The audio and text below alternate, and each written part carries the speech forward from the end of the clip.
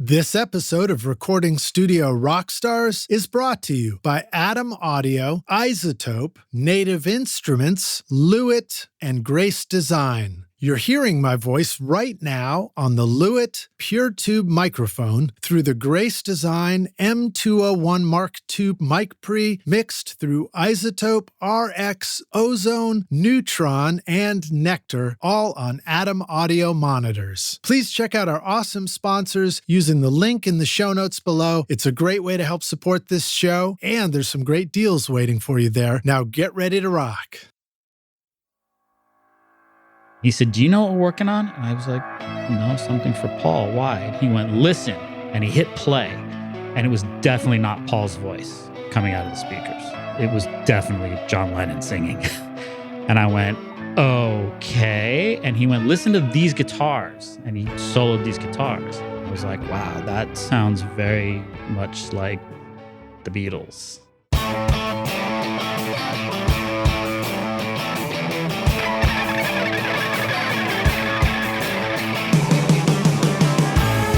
Welcome to Recording Studio Rockstars.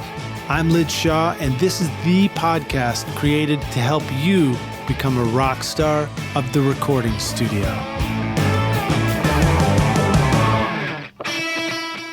Atom Audio's S-Series, crafted in Berlin, is a flagship line of reference monitors featuring 5 models from the compact S2V all the way up to the powerful S5H. The range builds on Atom Audio's iconic heritage with new technology for improved acoustic performance. With new woofers, redesigned waveguides, and a DSP engine, the S-Series ensures accurate frequency response, consistent dispersion, enhanced detail, and a forward-looking digital connectivity. Backed by a 5-year guarantee, Atom Audio monitors embody durability and professional sound for your studio at atomaudio.com.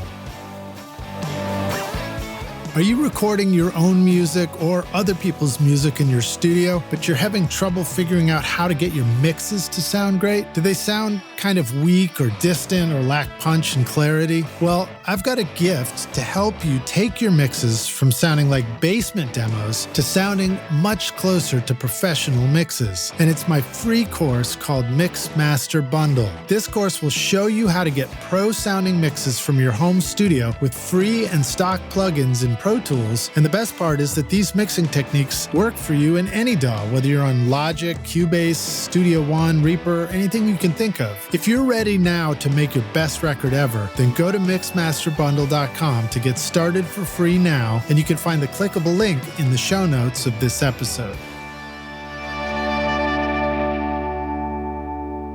Howdy Rockstars, it's your host, Lid Shaw, and welcome back to Recording Studio Rockstars, bringing you into the studio to learn from recording professionals so that you can make your best record ever and be a rock star of the studio yourself. My guest today is Steve Genewick, a Grammy-nominated recording engineer with 30 years of experience, both as a studio and live recording and mix engineer. Steve has had the pleasure of working at iconic recording studios around the world, such as United Recording, East West Studios, Sunset Sound and Village Recorders in Los Angeles, Abbey Road and Angel Studios in London, and La Fabrique Studios in France. For 20 years, Steve had the great honor of working alongside the legendary 23 Grammy Award-winning producer and engineer Al Schmitt.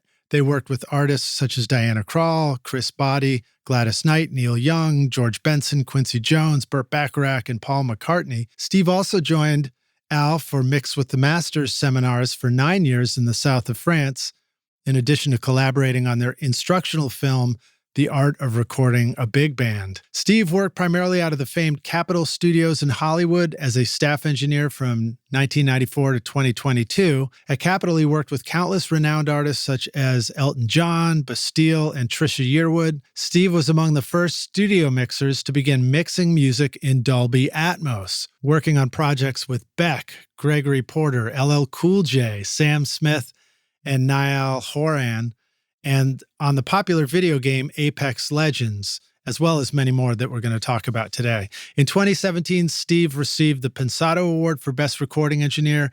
He was also part of the Universal Audio and Capitol Studios team that won a 2020 Tech Award for their Capitol Chambers plugin. Check out Steve's earlier episode on RSR231 when we talked about working with Al Schmitt, the Capitol Chambers plugin, and many other cool items, and being at Capitol Studios.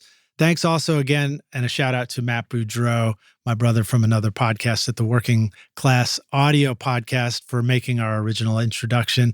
Please welcome Steve Genewick back to Recording Studio Rockstars.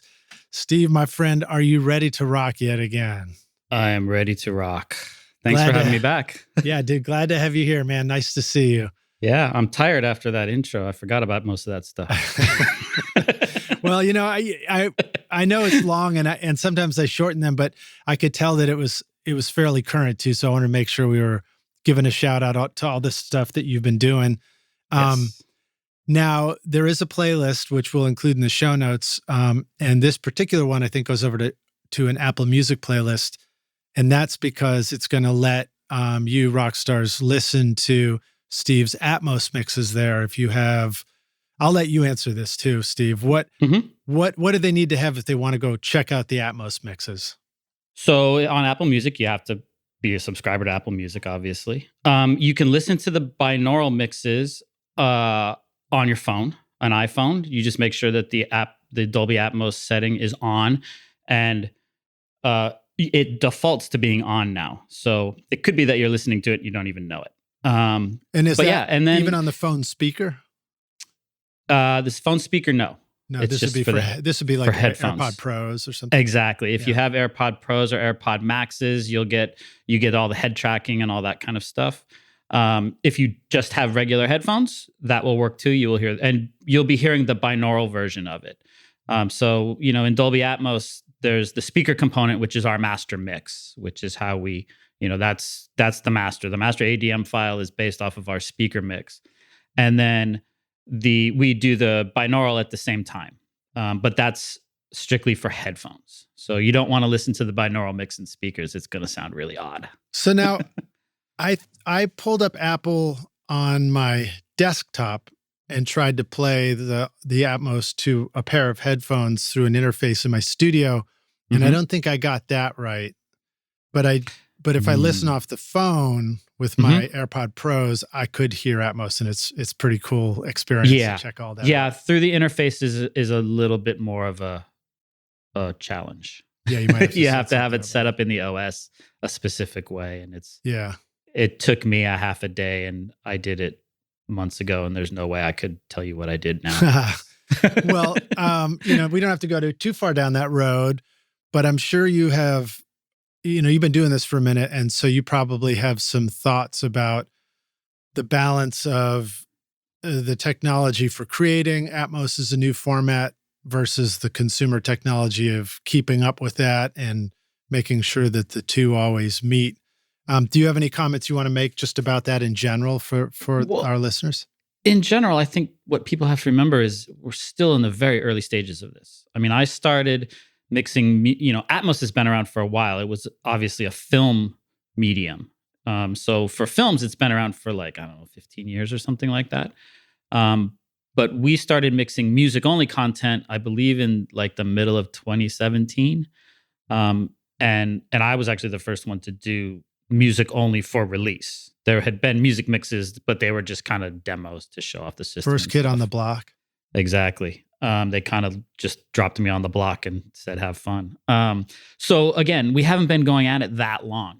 And when we started, there was no outlet for it. You know, for the first 2 or 3 years, we mixed Atmos. Nobody could hear it because unless you knew one of us and could come to Capitol or knew somebody at Dolby, we were doing it to get the content. So, you know, in hindsight, there were deals in place that we didn't know about, but you know, when Amazon Music was the first to release it, they wanted to have 3,000 songs when they went live. So me and, you know, basically 3 or 4 other guys at Capitol just were mixing our butts off for a couple of years, which was really fun, actually. Yeah, so that must have been fascinating. I mean, you're making all this stuff, you know that it sounds cool, and you're not sure when everybody's going to experience it or how they're going to experience it. Or how. Yeah, it was kind of the Wild West. You know, we did the best we could. You know, we were making up our own rules, and literally making up our own rules, making up standards, stuff like that. And luckily for us, when it was released, it worked. So the stuff that we had done had worked. I mean, we were working with some pretty smart people at Dolby and Universal. So it wasn't like we were completely flying blind. It was, we were kind of on top of it, but it was really fun. And it was really fun when it was that small little team of people. Because we would talk every day, and, we were always doing demos, and, we could really control the narrative. And now it's out in the world, and it's a little bit I wouldn't say out of control. There's a lot of opinions. There's a lot of people saying this is how it should be done, and this is not how it should be done, and all that other stuff. And I don't know, they're probably all valid, but hey, for if you're me, the first one on the block with an automobile, you just drive in any direction you want, whenever you want. Exactly. And then when everybody has them, all of a sudden you got to wait at the stoplight, right? Exactly. So, and I'm sure that took a minute to get those rules together too. Yeah. Which side of the road you drive on? I don't care. I just drive down the middle, until somebody else is on the road, it doesn't matter. Thank God it's the right side of the road over here. I know. Wait, I guess it wouldn't have mattered, would it? Well, if we had started that way, then England probably would have done it the other way. Yeah. But as far as the consumer, the consumer stuff hasn't caught up yet, really. There's stuff out there right now. A lot of it is Apple. A lot of it is headphones. There's some sound bars, the Sonos systems and JBL systems and stuff like that. Yeah. But the consumer stuff really hasn't, the technology hasn't caught up yet. It needs to be in cars, and cars take a long time to develop. So, they've been working on it for a while. So it'll be there in the next year or two, probably. I have a Tesla Model 3, and there was a blog article about how it's in the Tesla, and there is a sort of a surround feature, but when I listen, I'm just slightly confused as to whether it's doing what I think it's supposed to be doing, or it's doing some other version.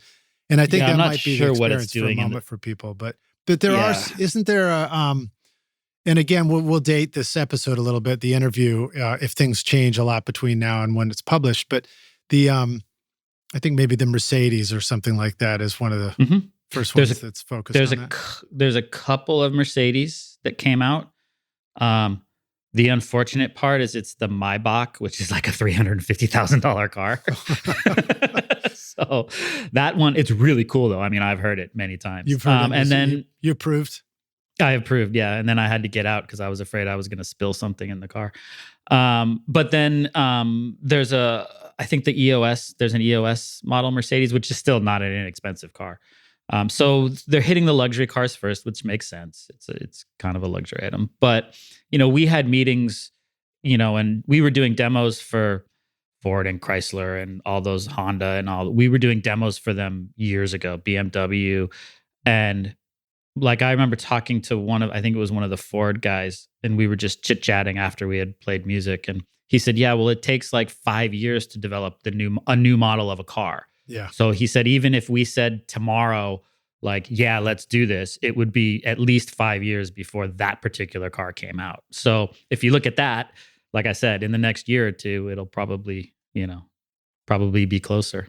That's pretty cool. And then, so just for a concept, for the rock stars too, it's like if Atmos and that kind of experience lives in the car, it's going to involve things like a left speaker, a right speaker, probably a center speaker, speakers on the top, ceiling bars or something, so that you can get the upper speakers, and then a stereo behind you, and the sub. Oh, and then sides, I guess. I don't know, maybe the doors or something.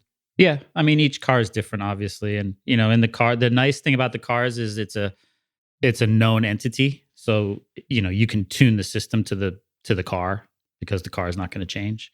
Right. Exactly. So it's nice. They're not, I mean, the car guys do all their audio tricks in the cars anyways. So. Yeah. Do you think the Atmos mixing experience will be like stereo mixing, where you do your mix and then you go listen in the car? Maybe.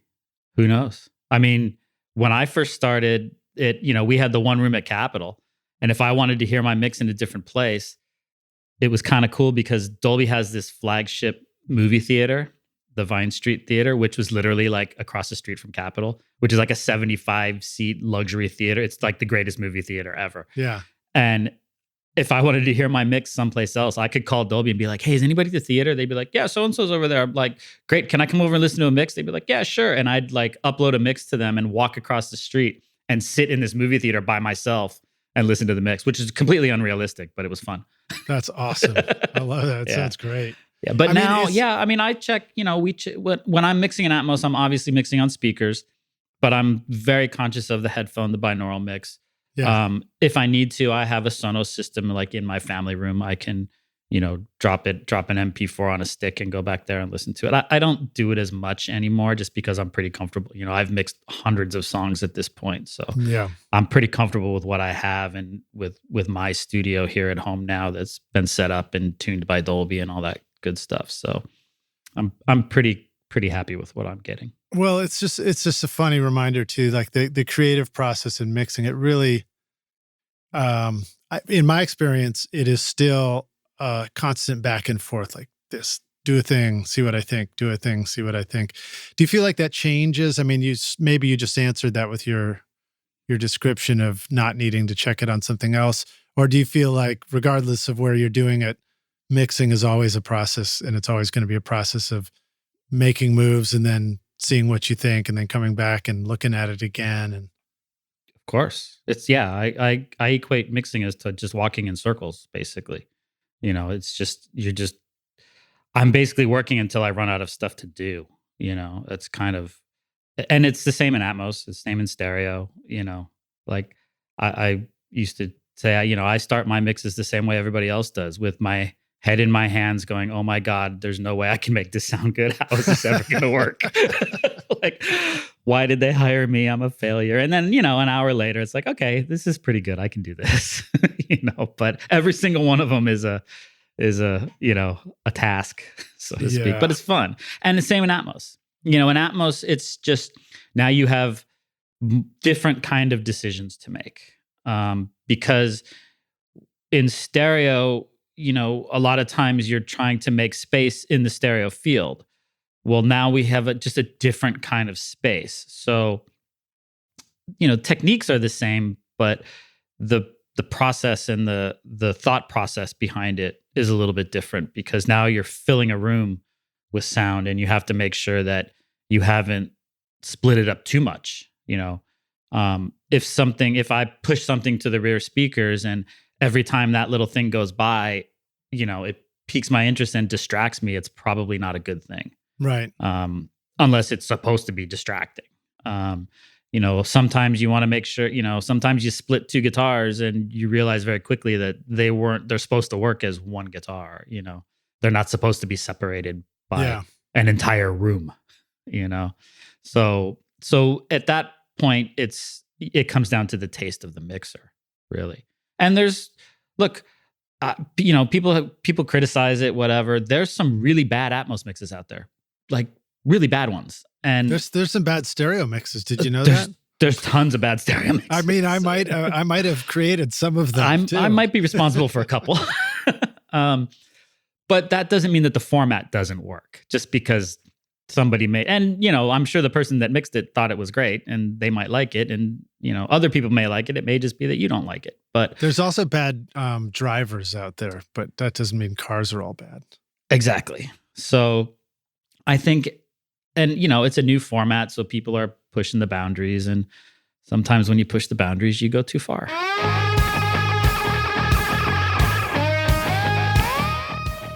Hey, Rockstar, come on over here. I've got a secret to tell you. Want to know how I get a consistent sound mixing over 1,000 hours of recording studio rock stars? Well, my secret is using Isotope RX, Ozone, Neutron, and Nectar to make this podcast sound great. Right now, you are hearing RX Breath Control, Declick, Declip, DS, Deplosive, Voice Denoise, Ozone Multiband Compression, Neutron EQ, and Limiting, all from Isotope. Use the secret code ROCK10 to get 10% off over at isotope.com. I think we start out, you started out as the very first creator, so congrats on that. The rest of us are going to start out as consumers first, I think. So we'll probably listen to some stuff and approach it from that perspective. And that's certainly been my experience. And the AirPod Pros, that's the first thing I've owned that would allow me to listen to it on my own, in my own time. Mm-hmm. But that's a much different experience than a speaker system too. Yeah. So, and it's cool to hear. These are some of the things I hear. I hear that there's more space to work with. So it is a different sound, a different sense of space. You notice that if you move your head, the sound or the speakers sort of stay in the same spot relative to your head. That's the head tracking on those. The head tracking, yeah. So that is, I find that to be really remarkable if I'm watching a video off my phone, because then the sound sort of stays where the phone is, and it feels like your phone is like a giant sound system playing a movie to you or whatever. With music, I'm still a little confused by it myself. Do you know anything about that? Is that, do you know if that's, and stop me if I'm asking you questions which are unfair, but do you know if that's a feature that you can turn on and off when you're listening back to an Atmos? You absolutely can turn the head tracking off. Okay, so you still hear the Atmos space, but you just turn off the head tracking? Yeah, exactly. And then you just, it doesn't do the head track. For music, I don't like the head tracking at all. Yeah. Okay. I think it's really distracting to me. Some people dig it, but I was even in meetings with Apple where I was like, just turn it off for music. It's like, what I'm not looking at my phone. And I had one time where I was listening to some stuff, and I have a little caddy on the side of my studio where like a phone charger. And I was listening to something, and I just stuck my phone on the charger, and I was like going back and forth looking at a piece of paper and my keyboard. And I was like, who did this mix? Why is this vocal moving all over the place? Until I realized the head tracking was on. But it was weird because every time I moved my head, the vocal was sliding around, and I didn't like that. So I usually turn it off personally. Yeah, so that's good to know. So Rockstars, if you are checking out Atmos mixes on your iPhone for the first time and you're wondering that same thing, then you can turn it off. I'm going to go turn mine off. I'm going to venture a guess that we might have to turn it back on for watching a movie if we want that part to work. So we just get used to it. But I will say also that part of the learning experience for me as a consumer was learning that if you want to truly understand stereo versus Atmos on that iOS experience, you also go in and you can change the setting from Atmos always on to Atmos always off, and I forget what they call level matching or whatever. Mm-hmm. Right. And then you kind of can flip between the stereo and the Atmos, and you go, oh, now I understand, because it's cool to understand it conceptually, but we're engineers. We like to control things, and then we believe that something's, what we think it is. Exactly. And when you do that, 99.9% of the times, you're flipping between two completely different mixes. Right. That could have been done by two completely different people. Probably. So you're flipping most likely you're flipping between the original stereo mix and then the Dolby Atmos mix. Now, on more modern music, it could be the same mixer. Right. You never know. That's what I was going to qualify. I was going to say, if you're listening to back catalog, remixes in Atmos, then it's going to be different. Probably. Yeah. And you've done some incredible ones. So, not too shabby to, you've done a ton of stuff, but not too shabby to flip over to your music playlist, your Atmos playlist. And the very first track is Miles Davis, Kinda Blue. Nice, man. That was a fun one. Tell us a little bit about that one. That must have, we have moments when we do this professionally, or even just doing it as a hobby. You have moments where you're like, this is it. Did that feel a little bit like that to you? Kind of. I think we had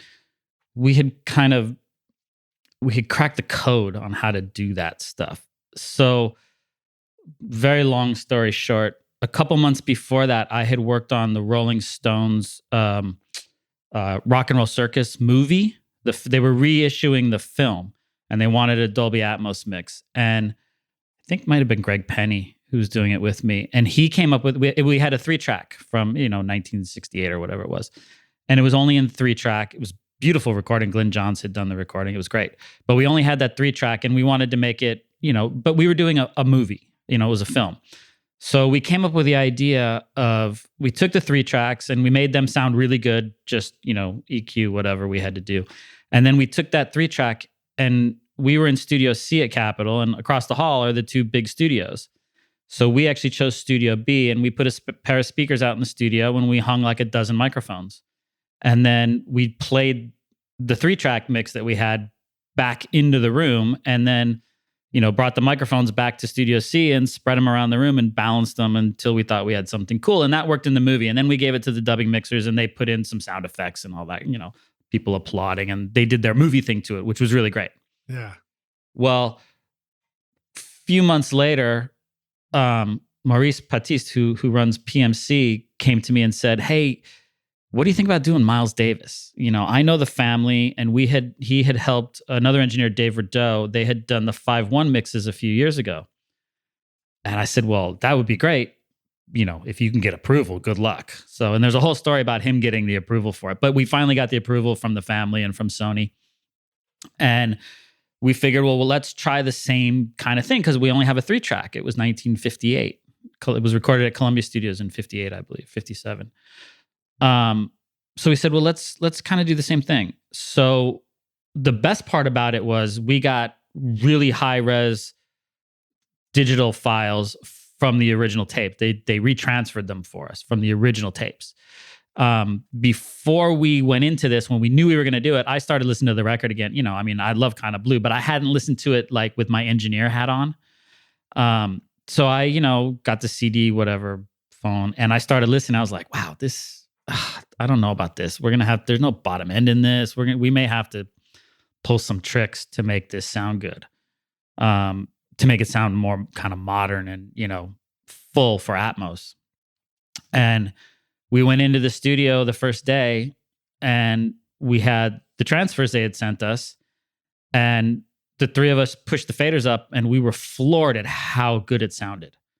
So, just over years of being remastered and everything else, it kind of, the sound quality wasn't that great on the CDs that were out there. That's interesting. How many? So this was a 3-track originally as well? 3-track originally, yeah. Analog 3-track.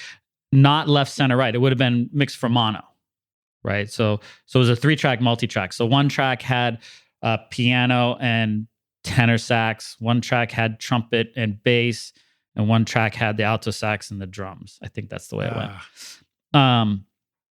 So we took the 3-track and I spread them out just a little bit, just in stereo, just till it sounded weird. And then I tucked it back in just to have a little depth. And then we did the same thing. And for Miles, we actually decided to use Studio A at Capitol. And at Capitol, if you set the room up one way, there was 2 ISO booths on the left side that had big glass doors. So I actually set the speakers up facing the glass. So I actually bounced it off the glass. And again, we just set up a bunch of mics, some up high, some down low, all around the room. And then we went back into the Atmos room and played around with it until it felt to us like we were sitting in the room with the band. And then we were like, well, there's some spots here. Like there's in this spot here, it's way too loud. The sax is too loud. And we started going like, well, should we fix it? And we had actually gone and found an original mono pressing of the original vinyl. So every time we found a place we wanted to change something or make a move, we would go to the vinyl and listen. So it was like, okay, that sax entrance is really loud. Should we do a fader move? And we would go to the record and listen and go, nope, they left it that way. So, okay, so let's leave it. So we did this for the entire album. And it ended up, by the end, we didn't do anything. There were no fader rides. There was no EQ. There was no compression, no nothing. It's literally just, and it's really compelling when you hear it. That's amazing. That's actually one of the questions I thought of right away. I was like, when you're remixing something like that, do you get, well, 2 things. One is like, do you match up every single moment in some fashion?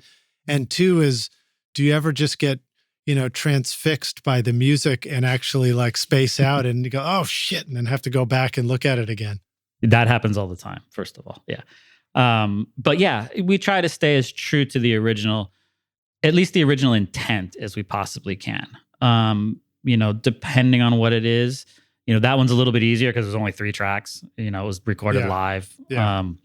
The reference was easy. Some of the other ones get more difficult to try to pick out every single moment, Yeah, I think a crazy multi-track would be challenging. Yeah, the hardest stuff is like stuff from like the 90s that was like half analog tape and half Pro Tools and, was bounced around and there's 90 tracks and stuff like that. Trying to get those at that point, that catalog work, it takes way longer and is way more difficult just to get back to the original stereo. Because usually what I do and what a lot of the guys do is we'll try to recreate the stereo mix first and then split it out into Atmos. Right. And Start with the bass line that makes sense. Exactly. And sometimes matching that stereo mix is near impossible. It's also kind of daunting to think that I have to match a mix Bob Clearmountain did in 1990. He's Bob Clearmountain. How do I do that? And then the next question is, do you get to give him a call, or is it like, hey Bob, by the way, I'm doing your mix? It depends on who it is. I've had situations where I knew who had done the original mix and I couldn't figure something out, and I just called them or emailed them and was like, dude, I'm doing this, and what the hell did you use on that vocal? Because I can't figure it out. But even I recently just had to remix a record that Al Schmitt mixed originally. And I mean, I was sitting next to him when he did it. And it was still really difficult because I don't have his ears, Yeah. And with him, it's all balance and, there was no EQs and stuff like that. So, plus it was daunting because it was Al and I'm trying to, there's a lot of personal stuff there too. Yeah. So, but it was really, it's difficult. It's hard. Now, once you get into the Atmos part of it, then you're freed up a little bit because you're like, okay, now I'm in my realm and it's your decision. Exactly. And I try to keep, again, the intent and the flavor of the original, but I'm changing. I'm not drastically changing EQs and stuff like that. But when you pull stuff out, you have to rebalance a little bit too. So that's where it gets creative and fun. Well, so I mean, your playlist is remarkable. I mean, it's like Miles Davis. There's all kinds of great stuff. More modern and jazz leaning Nora Jones, and Dexter Gordon is in there, and Jaju Bertho and Stan Getz. I mean, just unreal. And let me see. I got to do a lot of scrolling here to get through this. So a lot of that, like the Blue Note stuff and the Verve stuff, those old records. Yeah. After we did Kinda Blue and Sketches of Spain, I obviously played those for Don Was, who's the president of Blue Note, who had a office in the building. And when he heard that, he was like, can we do that to the old Blue Note stuff? And we were like, absolutely. So Don and I actually spent a day together and we got 5 old Blue Note records. And we actually used Studio B again and came up with the same kind of reamping situation. Oh, cool. That he liked and I liked. And he said, all right, that's the Blue Note sound.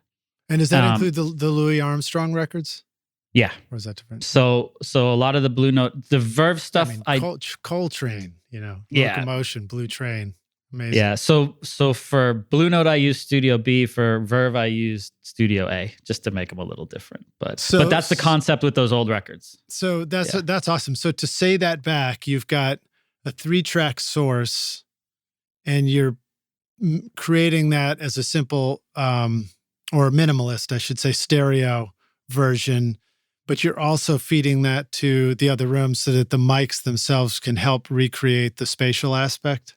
Yes, exactly. If we were making up our own version of that let's say we built our home Atmos studio and we were redoing our own, first band demo, you might send those original tracks straight to the front stereo, left and right, and maybe the center speakers, and then the mics that are out in your studio just go directly to these other speakers, and that's all that goes to them. Basically, it's kind of it. I mean, yeah, and the one difference is it's not a plug and play thing either.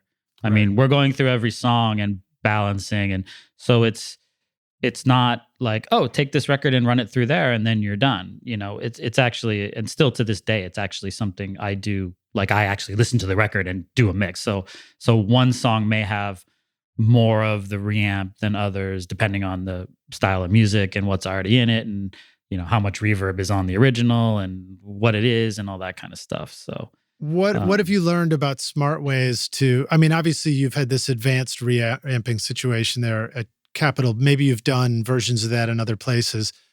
What have you learned about the process of reamping and things that we might want to think about if we ever just want to experiment with something like that? Again, you have to listen. You have to. It's a song by song thing, just like mixing a record. But I mean, is it challenging even to just say, well, what speakers are we going to send this out into the room with, and where are we going to put those speakers and things like that? No, that was. I mean, I think I used a set of PMCs or ATCs, whatever.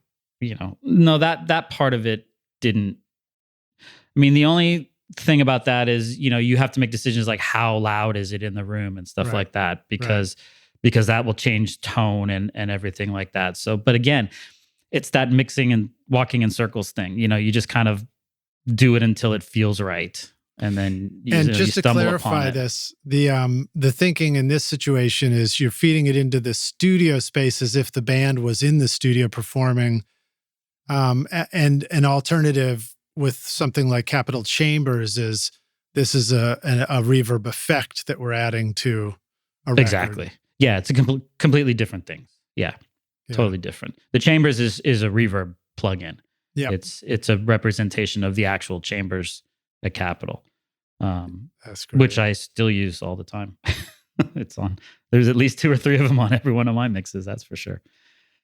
It was kind of a selfish thing. I wanted the chambers at home, and that was the way to get it.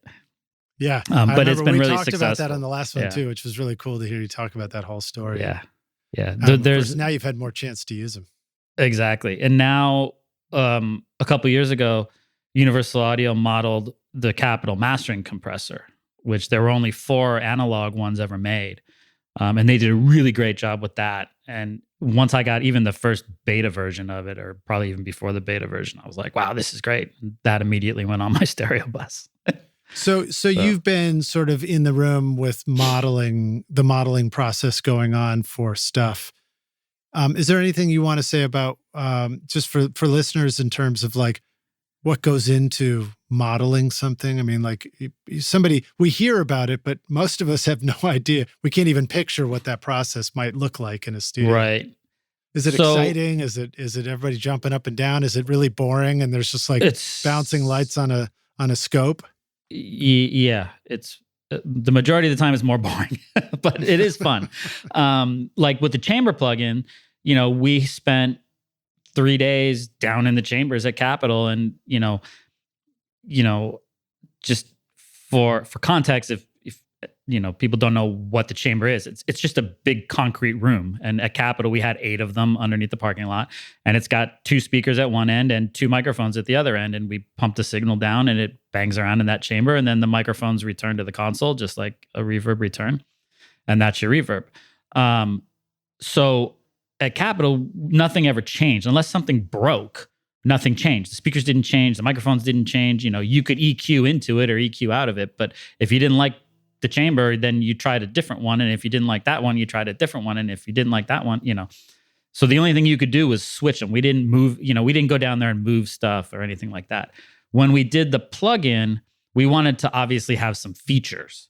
So in that instance, we chose 3 different sets of microphones, and then it's a process of setting the mics. And then, they had a team, UA had a team that came in, and they have these frequency sweeps that go from nothing to everything. And, you try to get a really clean sweep where there's no noises and no buildings creaking and stuff like that. And then they would take those, and then, they took them back and did whatever they did to them. And then when they thought they had something, they would send it to me, and I would listen, and me and a couple of the other guys, we would listen and compare it to the originals and be like, okay, this sounds not quite here, not quite there. We were just doing listening tests, basically. Yeah. And then having some input on the actual features, like EQ points and stuff like that. But the fun part was we actually found in the original blueprints for the chambers, Les Paul had designed the chambers originally. Oh, wow. And in the original blueprints, he had specified what mics and where they should actually go in the chambers. Wow. And because it's Capitol, we still had those old Altec microphones. They weren't in the chambers anymore. They were in the mic locker. But if you use the Altec mics in the plugin, it's those original Les Paul specifications with those original microphones. Yeah, it was pretty cool. That's pretty wild. Look, if you're like me, then you love having cool instruments in your studio, right? No matter what style of music you make, Native Instruments gives your studio all the instruments and sounds you need, from drums, loops, and beats to the coolest synthesizers, realistic strings, guitar amps, and futuristic synth pads. I love recording and tracking real bands in my studio, but then adding awesome overdubs from Contact, Massive X, Super 8, Battery, Guitar Rig, and Hybrid Keys, for example. Use the code ROCK10 now to get 10% off, or get Complete Start for free today with a bundle of 2,000 sounds and 6 gigs of samples, all over at nativeinstruments.com. You know, if we were even creating, because I think it's a good reminder to us that we have this ability in our own studios. You know, sometimes we record something and we wish we had done a room mic, or we wish it had a better sound of space around it. And it's always possible for us to send our own recordings back out to our living room space or our studio space, play it through speaker and mic it up and create room mics. So it's cool to hear you remind us that, like, you know, choosing different mic options will create a different sound, and you can kind of mix and match and experiment, and the drummer won't get bored. No. Well, eventually have you found that? Have you found that these techniques can be more useful for like sonorous instruments than for percussive instruments? Are there is it a little challenging to recreate a room that way with drums, or is that still totally cool and doable? It's definitely doable. If I get something to mix and like either I didn't get drum rooms, or it was recorded in a really small room, or I don't like them or whatever. A lot of times with that, I'll lean on the UA Oceanway plugin. Yeah. And just do their I think they call it a reamp in there too. But so I'll create rooms like that. Sometimes something like a chamber plugin and, crank it down to a small space. Is that Oceanway? Not the Bricasti, the Seventh Heaven is really good for that reverb, Liquid Sonics. Oh, cool. Yeah. Yeah. So let me ask that part of the question, or maybe just answer, maybe there's more to say. The recreation of really good rock drum room spaces. Isn't that Oceanway, wasn't one of those rooms really known for the wooden sound for rock drums? Yeah. Studio B at Oceanway. Studio B was okay. That's killer for that. I mean, both rooms are great, but Studio B is kind of the rock and roll room. Okay, great. Awesome. Well, let's see. So now you're doing a lot of Atmos, right? Tell us about the studio you're joining us from right now, the space. So this is it's my house and my mixing room. So a couple things happened a few years ago. One, we had COVID lockdown and everything closed, and I needed to keep working.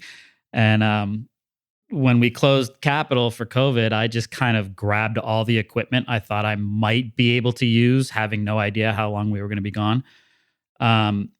Came home and, literally found out, like, one day I was at the studio, came home, and by the time I got home that night, everything's closing. And they kind of told us, well, it's probably going to be at least a month or two, at least, having no idea. And talking to my wife, and it was like, well, I always had a little studio at the house, just it was a little office-y area.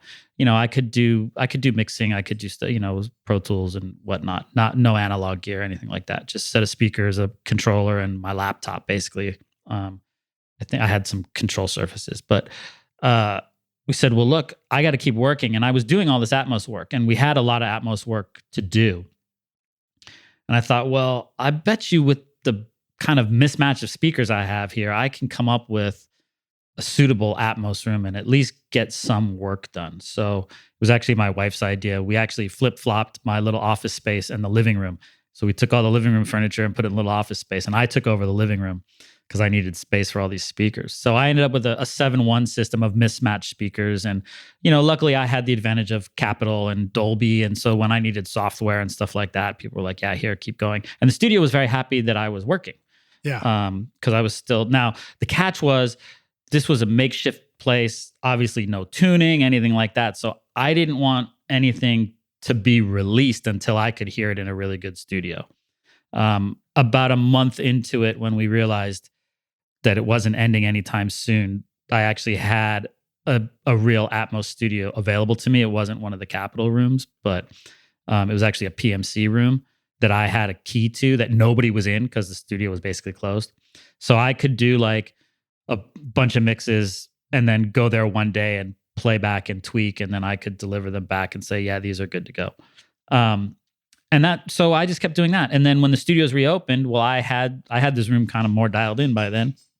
And I just kind of kept working at home because I didn't want to drive into work every day. And it allowed the other guys to use the rooms that were there. And then we had the unfortunate event of we had to close Capitol for earthquake renovations. So as we sit here now, the studios have been closed for a little over a year. Wow. And when we found out that was going to happen, it was like, well, I still have the studio here. And luckily my kids have all grown up and moved out, and we have a lot of other living space. So I just kind of took over the living room, and now it's more dialed in. So now it's not mismatched speakers and stuff anymore. If you're going to set up your studio in the living room, does it sound better if you leave the plastic on the couch or take the plastic off? You definitely have to take the plastic off. Yeah. Actually, there's no couch anymore. I had a piano in here at one point. It was just in the way.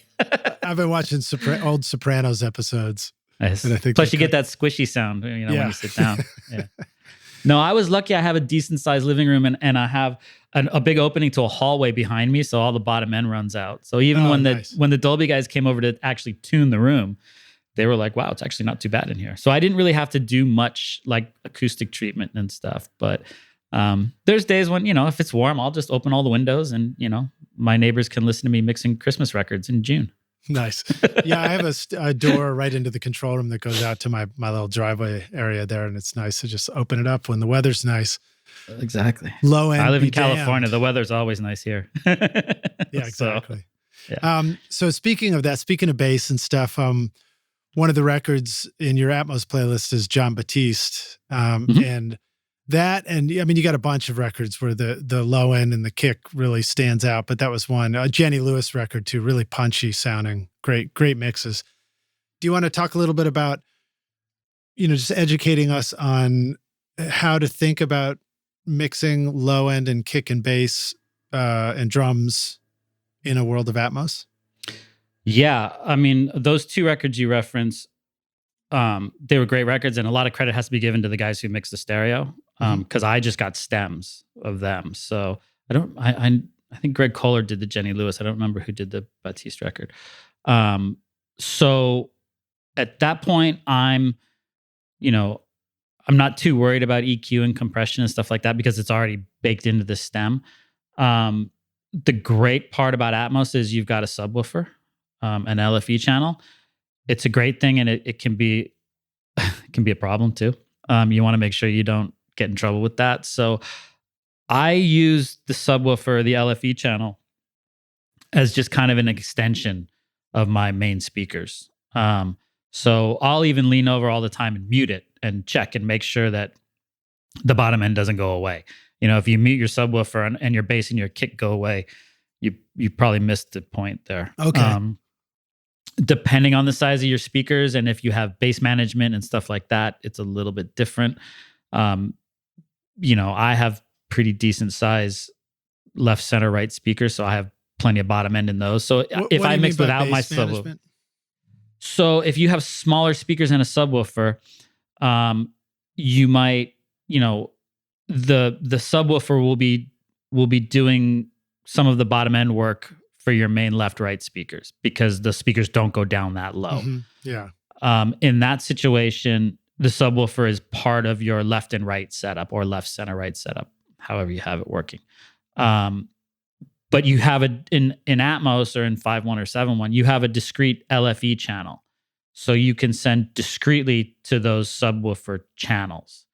And so like in my system, my subwoofer is completely free from the front left and right. So anything I send to the LFE channel goes directly to the subwoofer. If I don't send anything there, nothing goes there. So I'm making sure that... Would it be possible to have a studio where you have subs that accompany the left-right speakers and an LFE sub that's dedicated? Sure. Or do they blend into the No, sub? you could absolutely do that. If you have LFEs as part of your left and right or left, right, center setup, you can just add an LFE channel to that. Absolutely. You want to make sure they're tuned properly at that point. Right. But that's basically what it is. And then I'm trying, not to screw it up again. That's most of most of it. But yeah, I'm always listening. A lot of it comes down to your listening environment too. If you're not in a room where you trust the bottom end, and usually bottom end is the thing that gives people a hard time, especially in project studios or home studios or, studios that weren't designed by, studio designers and stuff like that. The low end is where you have the biggest problem. So I think the most important thing you can do is get the low end in your room so that what you're hearing is real. Yeah. And obviously the best way to do that is to treat the room so that the room is working right. And then, tune your speakers to the room so that, if you're sitting in the middle of your room and there's a big, huge dip at 80 cycles, you're probably not going to work out too well for kick drums and stuff like that. I guess that's a common thing too for near field monitors because if I remember correctly, the sound, well, this is different from a sub, but the sound bouncing from the speaker down to the floor and back up to your ears can create like that 70 hertz dip or something. It can create all, coming off of back walls and front walls and square rooms, stuff like that. So, the low end is usually the part of most studios that gets in the way, and is the hardest thing. It's the hardest thing to deal with too, because those are big waveforms and they're tough. But that's the most important tool any of us engineers, mixers have is our listening environment. And I say environment, not just speakers. I mean, you have to have good speakers that you like, but you can put the best set of speakers into a room that doesn't sound good, and your speaker, it doesn't matter. The room is not good. So you really need to look at the room first, and then you can put any set of speakers in there, and at least you're hearing the speakers at that point. You're not hearing the weird things in the room. For somebody walking into a room to think about this, maybe the first thing to pay attention to is just how echoey it is in the space, how reverberant, Sure. Absolutely. Do you hear your own voice bouncing off walls? If you clap your hands, do you hear that slap back? Those kind of questions. Exactly. But you also don't want a completely dead room either. I remember at one point a while ago, there was this old studio at Capitol upstairs in one of the rooms, and we had taken it over for a minute. And I went up there to mix something because it was available. And it was a really dead room, and I knew it was dead, but I didn't realize how dead it was.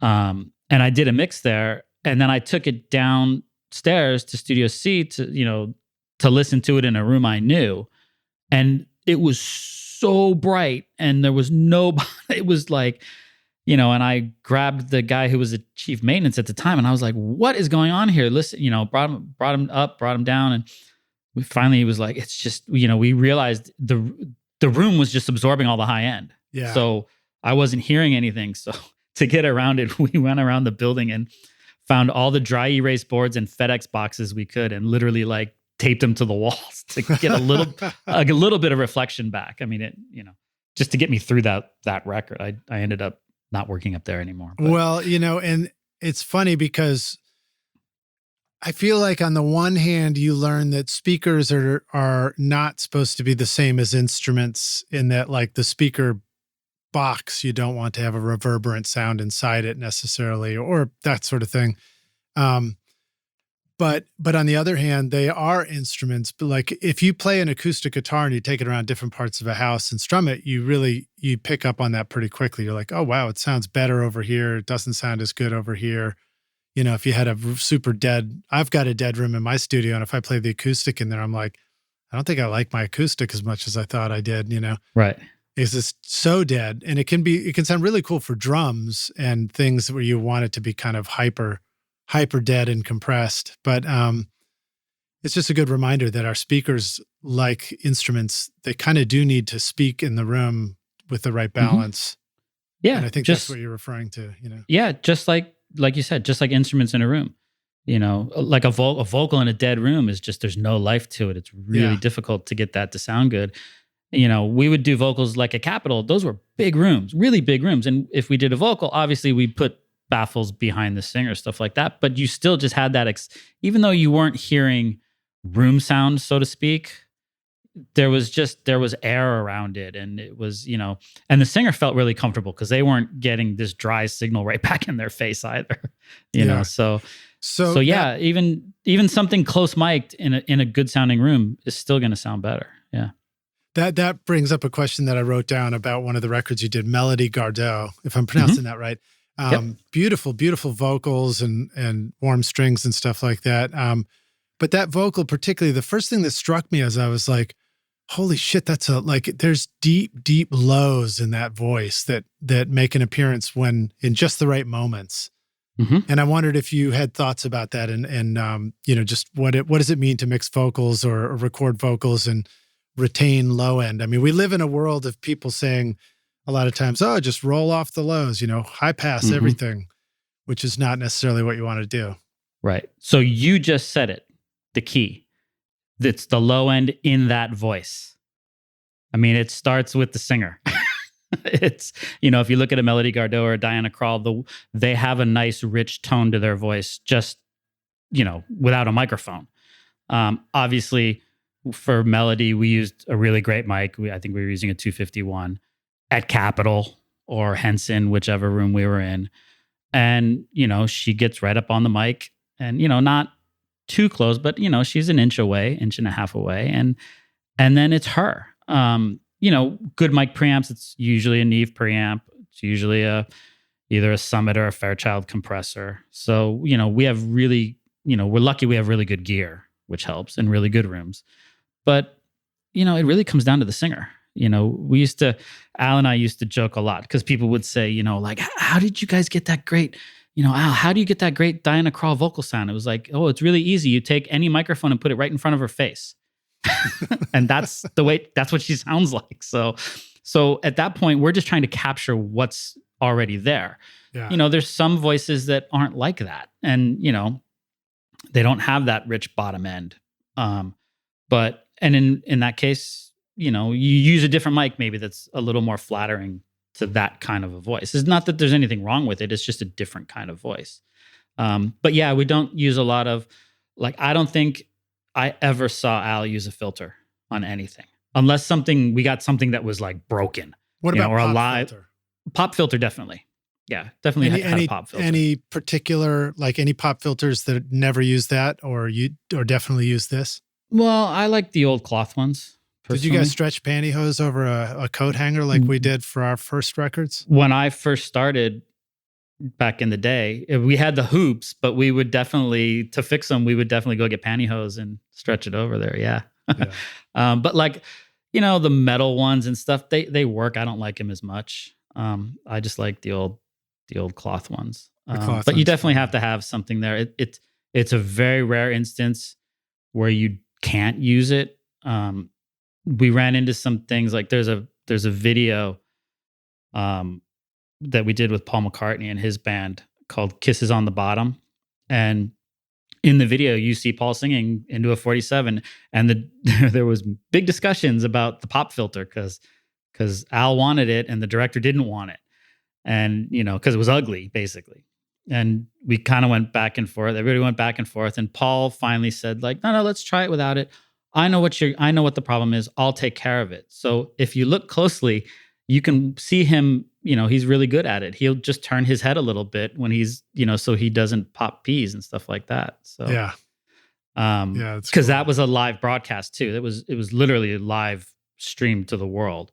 So it wasn't like I could go back and fix them, you know. Blow up a lot of TV speakers if you got that one wrong. Huh? Exactly. But it helps, again, to have a really great singer.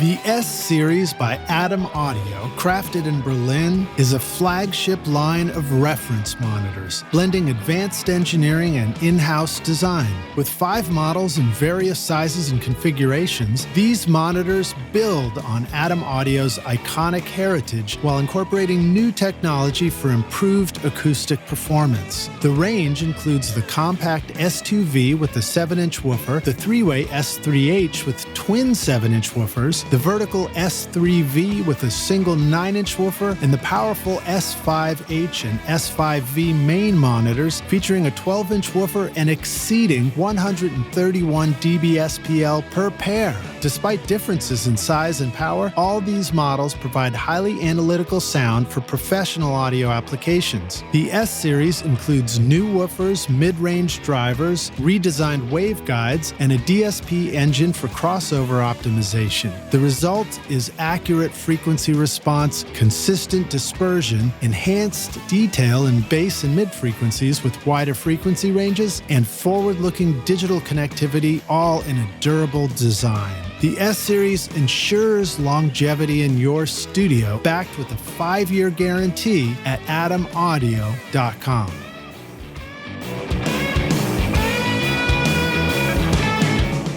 I am massively impressed with iZotope Ozone. I've been mastering a lot of my records recently, and Ozone makes it so easy for me to get a fantastic sound. The mastering assistant will help you get started by measuring your track and suggesting all the settings you need for a professional result based on the genre and EQ curve of your choice. You can even reference a specific song if you want, using simple yet sophisticated modules like clarity, impact, low-end focus, stabilizer, imager, exciter, and spectral shaping, along with powerful dynamic EQ, compression, and limiting. You simply adjust the settings to your own taste, and it sounds incredible. And the magic of master rebalance means you can reach into your mix at the mastering stage and manipulate the vocal, bass, and drums. My bandmates are pretty demanding of my mixes, but now when I send off the masters for approval and get comments back like, "Holy bleep, pristine, damn good mastering, crystal clear, you're a wizard, finally I love my singing, and the drums and bass sound huge," well then I know I'm doing something right. So check out the newest Ozone, RX, and all the other great apps at iZotope.com and use the code ROCK10 to get 10% off. Hey, Rockstars, we're back now for the second half of the show, aka the Jam Session. My guest today is Steve Genewick, joining us here from his studio in Los Angeles. You're in Los Angeles, right? Yes. Okay. Absolutely. Yeah. You ready to jam? I'm ready to jam. All right.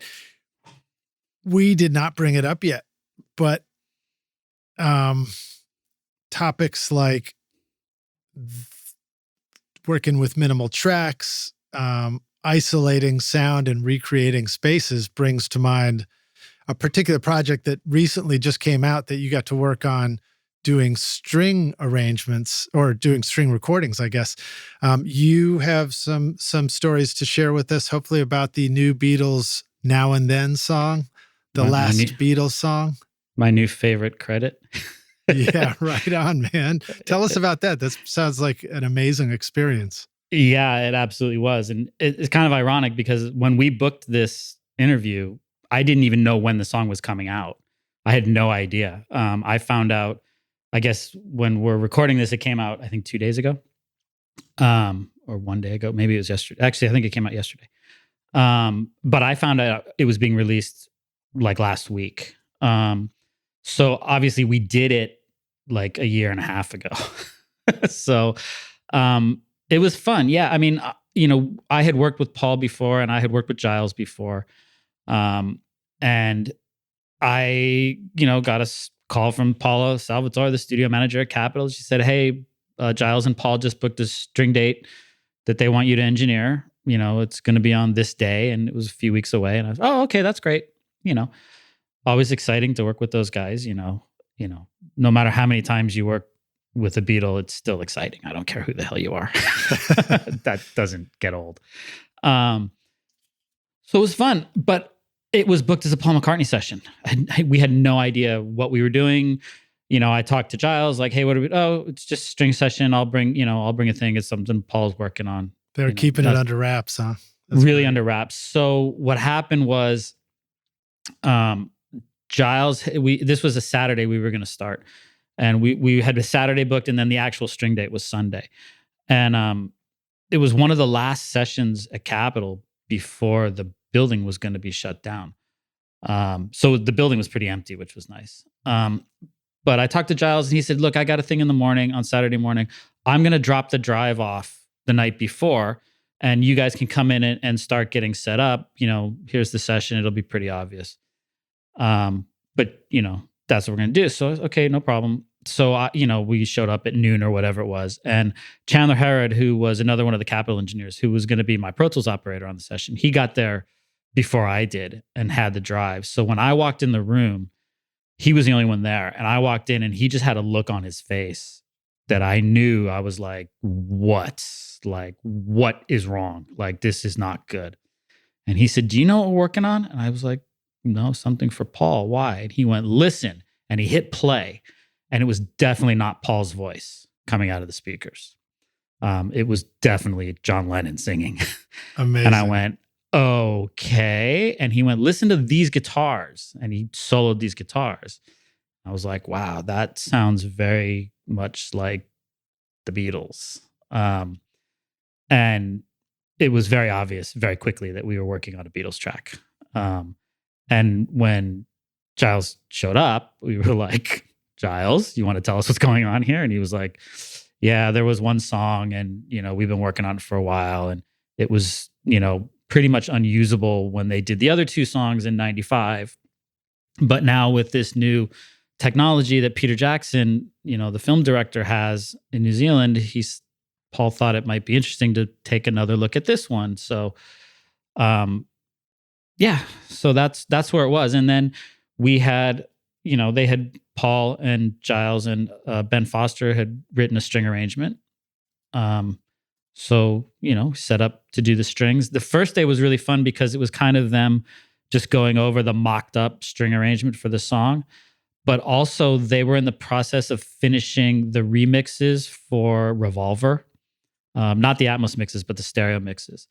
So part of that first day was Paul hearing the most recent Revolver mixes. And it was really fun to sit in the control room with Paul and listening to Revolver and listening to him give mixed comments and stuff like that. It was like, wow, okay, this is kind of surreal. And then the next day we had the string session and, everybody was there. The funny part was we couldn't tell the string players what we were doing. As far as everybody knew, unless you were in the control room, and there were only like 4 or 5 of us in the control room. We all had to sign NDAs and all that kind of stuff. But unless you were there, it was just listed as a Paul McCartney song. And like the string players and people out in the room, they just heard the click and the rhythm section. No. We didn't play them any vocals. That's hilarious. So they didn't and even just know really basic. No, really basic. Like they got like drums, bass, piano, maybe a little guitar. And, obviously it was a big deal because Paul was there. He was out when they started walking in, he was already there and he's such a friendly guy. So he was out in the room talking to them and joking and, and then when we started to actually record, I think the first 2 passes we did, he never came in the control room. He was out in the room with the players. So, we did a couple passes and at some point, either me or Giles or somebody was like, Paul, you should really come in and listen to this and make sure it sounds the way you want it to sound before we get too far into this, if we want to change something. And it was really sweet because it was the first time I had seen Paul since Al Schmitt had passed away. Yeah.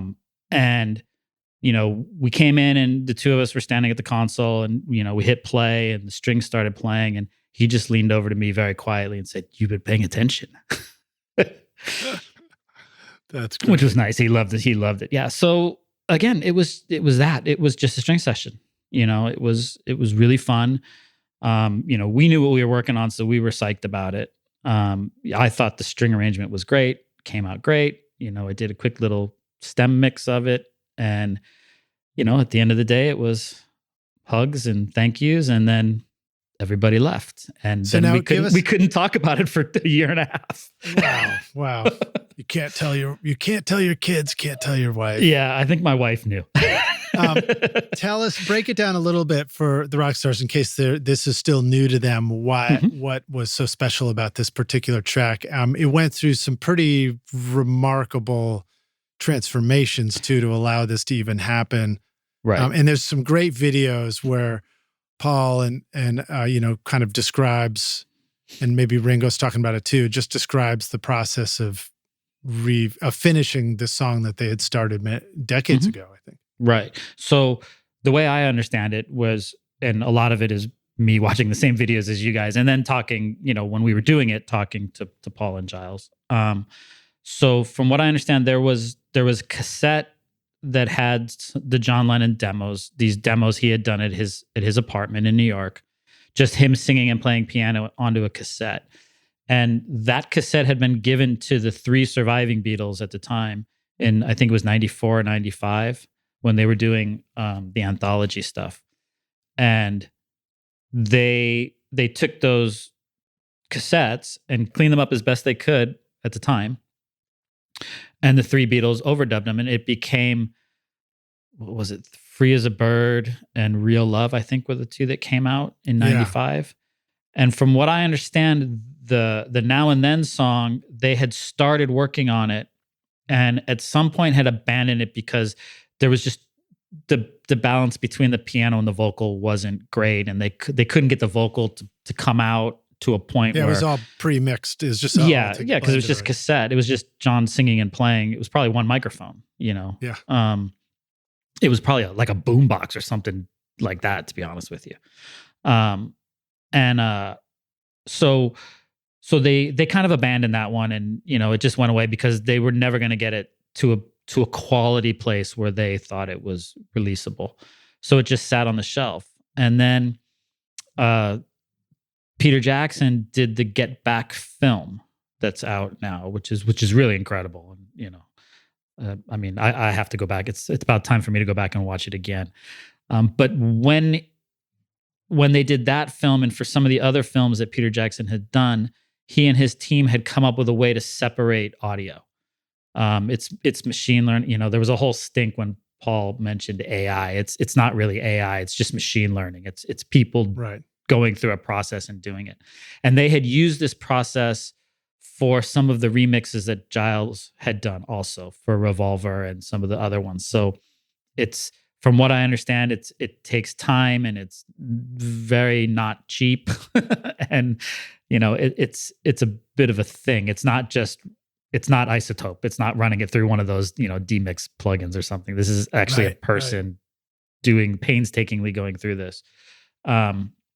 So when Peter Jackson had done it successfully for Get Back and done it successfully for Revolver and some of the remix stuff, Paul thought, well, we have this other song. And I guess he talked to Ringo and Yoko and Olivia Harrison and said, why don't we see if we can resurrect this? And because they had worked on it in 95, they had George's guitar parts still.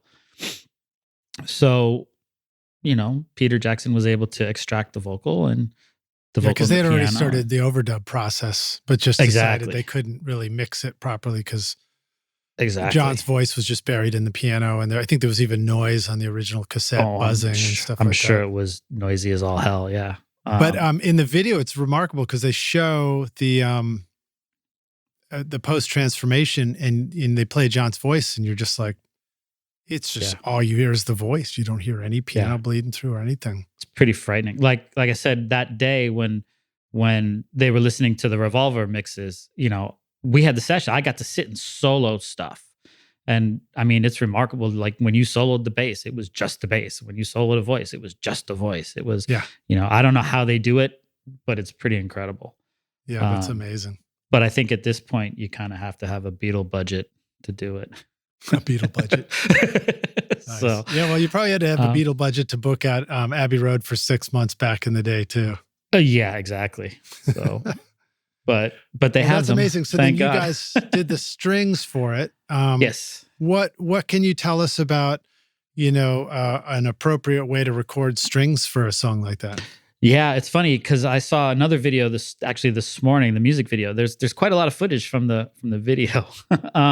So you can see exactly what I did. It was not a huge string section. I think it was like 12, 3, and 2, something like that. 12 violins and 3 violas, a couple cellos, and a bass.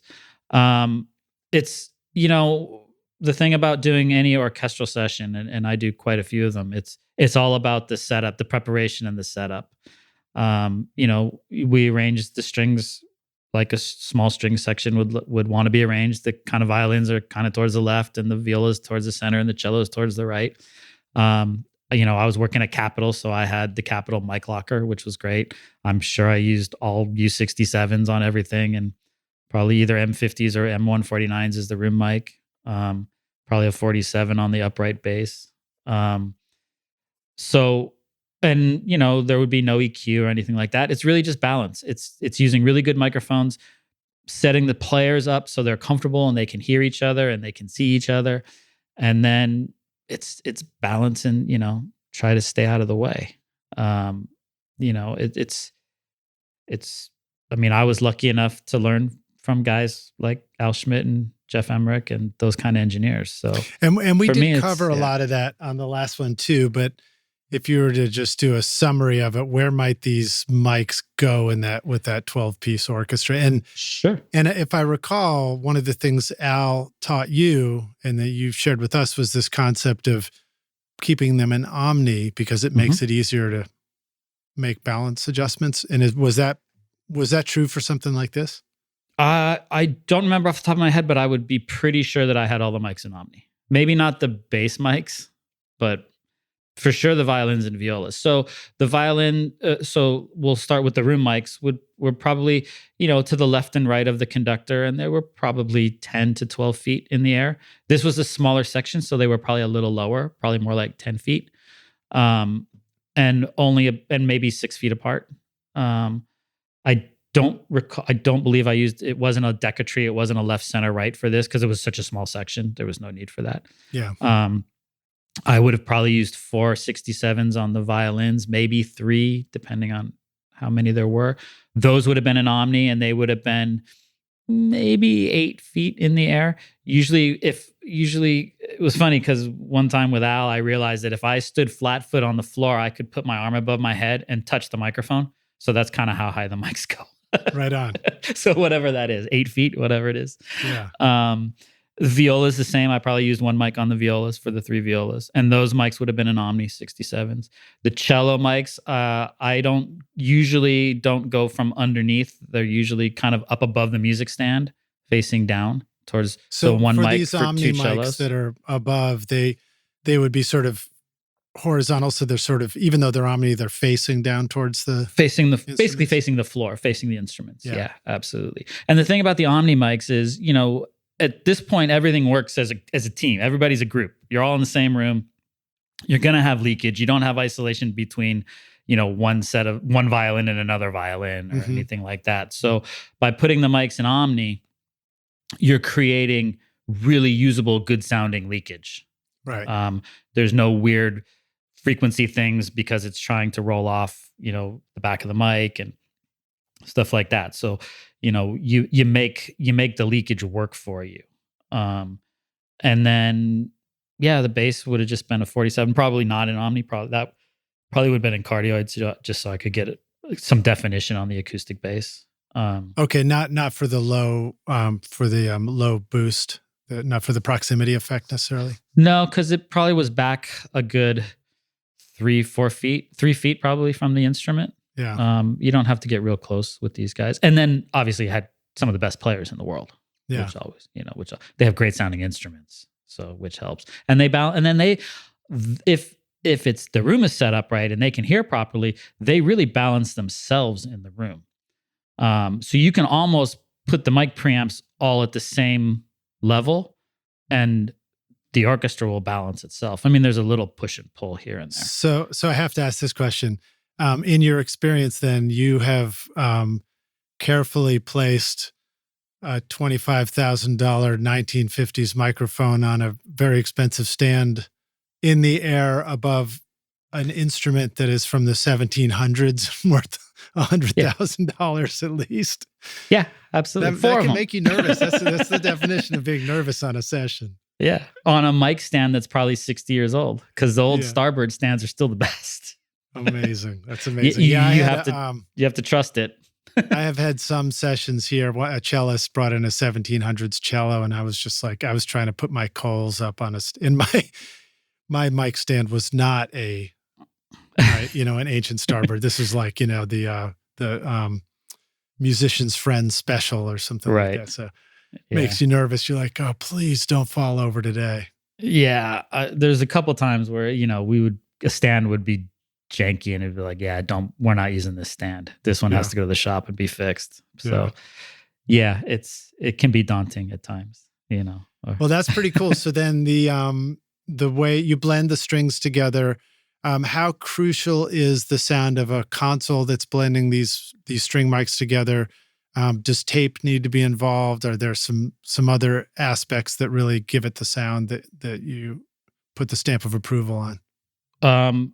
Definitely the preamps count. Like I said, I probably would have used Neve preamps. I'm guessing for that, like the Beatles thing, I probably used the 1081s, the outboard preamps we had. We were recording on an 88R console, which has great sounding preamps. It's not unusual for me to use those preamps, but I believe for the Beatles thing, I did use the old 1081s, and they were just flat, no EQ.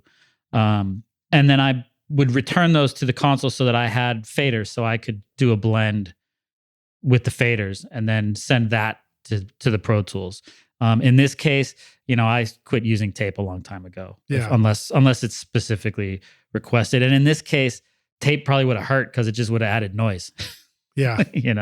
We were recording at 96K, through really good converters. So. And then you send it to Peter and you say, hey, Mr. Jackson, would you take the noise out of this? Take the noise out of this. Yeah. I just did, please? Take all this noise I just added for no reason. Can you take it out? Yeah. Cool. Yeah. No need for tape. And then I don't know what happened in the mix. I kind of wonder if, I think Spike Stent was the mixer. Mm-hmm. He may have just used the 2-track, print that I don't know what he did. You'd have to ask him. Yeah. But I know it's not unusual for mixers to just use the 2-track mix that I gave him. And I probably used a little bit of the Capitol Chamber on it. I'll take you up on that. I'll have to ask him. There you go. Send out another. Mr. Stent, please come be on the podcast. All right. So then what else would you like to say about, we already talked a little bit about this, doing room mics for the Atmos remixes, but what about this concept of recording for Atmos? And do you have any thoughts on that? I guess, were you even thinking about Atmos for this Beatles stuff, or was that just like not a topic? And if you are thinking about Atmos on a session, what are some choices you might recommend to us to experiment with as far as additional mics? Right. So on the Beatles thing, I don't think I hung any extra microphones. I may have hung an extra set of room mics now that I think about it, but I don't remember off the top of my head. Because part of the reason I became friends with Giles was because working on a lot of Atmos stuff. So yeah. But a lot of times, usually for me, recording stuff for Atmos, it depends on what it is. But a lot of times it's just maybe adding a couple extra mics, a couple extra room mics on a drum kit or something like that. I have done a couple of things where I knew it was going to be in Atmos. Like the first time I did it, when I had started mixing Atmos, I had a recording session coming up, a big band record that I was engineering. Just for stereo. This had nothing to do with Atmos, but I thought, it was a friend of mine, and I thought, well, this is a good chance. Maybe I should experiment with like recording for Atmos and putting up extra mics and stuff. So I did my normal big band setup, and then I hung up an extra 8 or 10 mics. I hung like a stereo mic way up in the ceiling, and I had ambient mics kind of around the band, and I had wide room mics and stuff like that. And then we just proceeded to record. Now I was monitoring in stereo because I wasn't in the Atmos room. I was just, we were just making a stereo record. And after the first song or the first take, when we were listening, I thought I wasn't listening to those other mics. And I thought, well, I should push these up and let's listen to these real quick just to make sure they're not distorted and that everything's working and all that. Yeah. And I pushed them all up and realized that I had a great recording of the ceiling of Capitol. It was just all ambience. And I was like, there's no way that's going to work. Like a little bit of ambience is one thing. So I took most of the microphones and actually dropped them down to basically like head level. And that worked much better. When I got to the Atmos mix, I was able to spread them around. So I think a lot of times when people think of Atmos and surround sound or whatever you want to call it, they think of ambience. And it's not always big ambience that you need, because too much big ambience, it's just wet and bangy, and Right. it's just there's no It's like presence. you're too far away from the show. Exactly. So yeah, you don't want to be in the back of the auditorium. You want to be in the front. So sometimes, depending, like I said, if I'm doing a string section, I may hang a couple extra mics here and there. If I'm doing a drum overdub, I might hang, another set of room mics behind the drummer, or something way up high, and see if that works later. It's not, if you can absolutely make a very compelling Atmos mix with a quote unquote standard recording setup.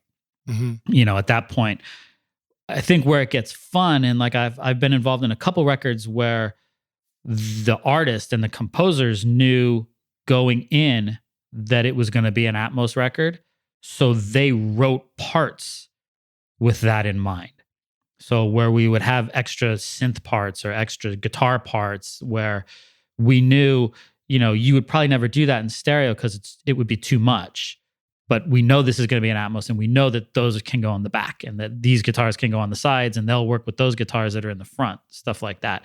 That's where it gets really interesting, is when the artists get in on it from the start. And hopefully we'll start seeing some more of that.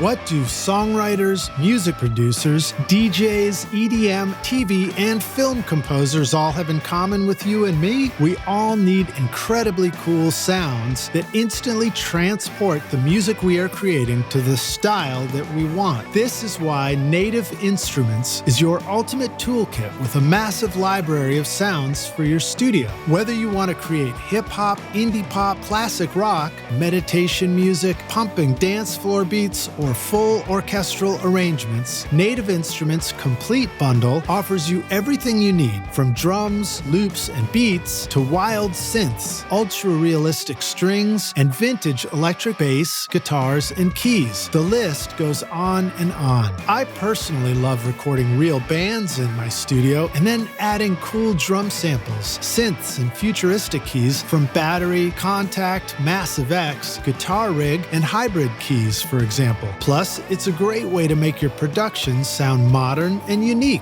Use the code ROCK10 to get 10% off, or get Complete Start for free today with a bundle of 2,000 sounds and 6 gigs of samples over at nativeinstruments.com.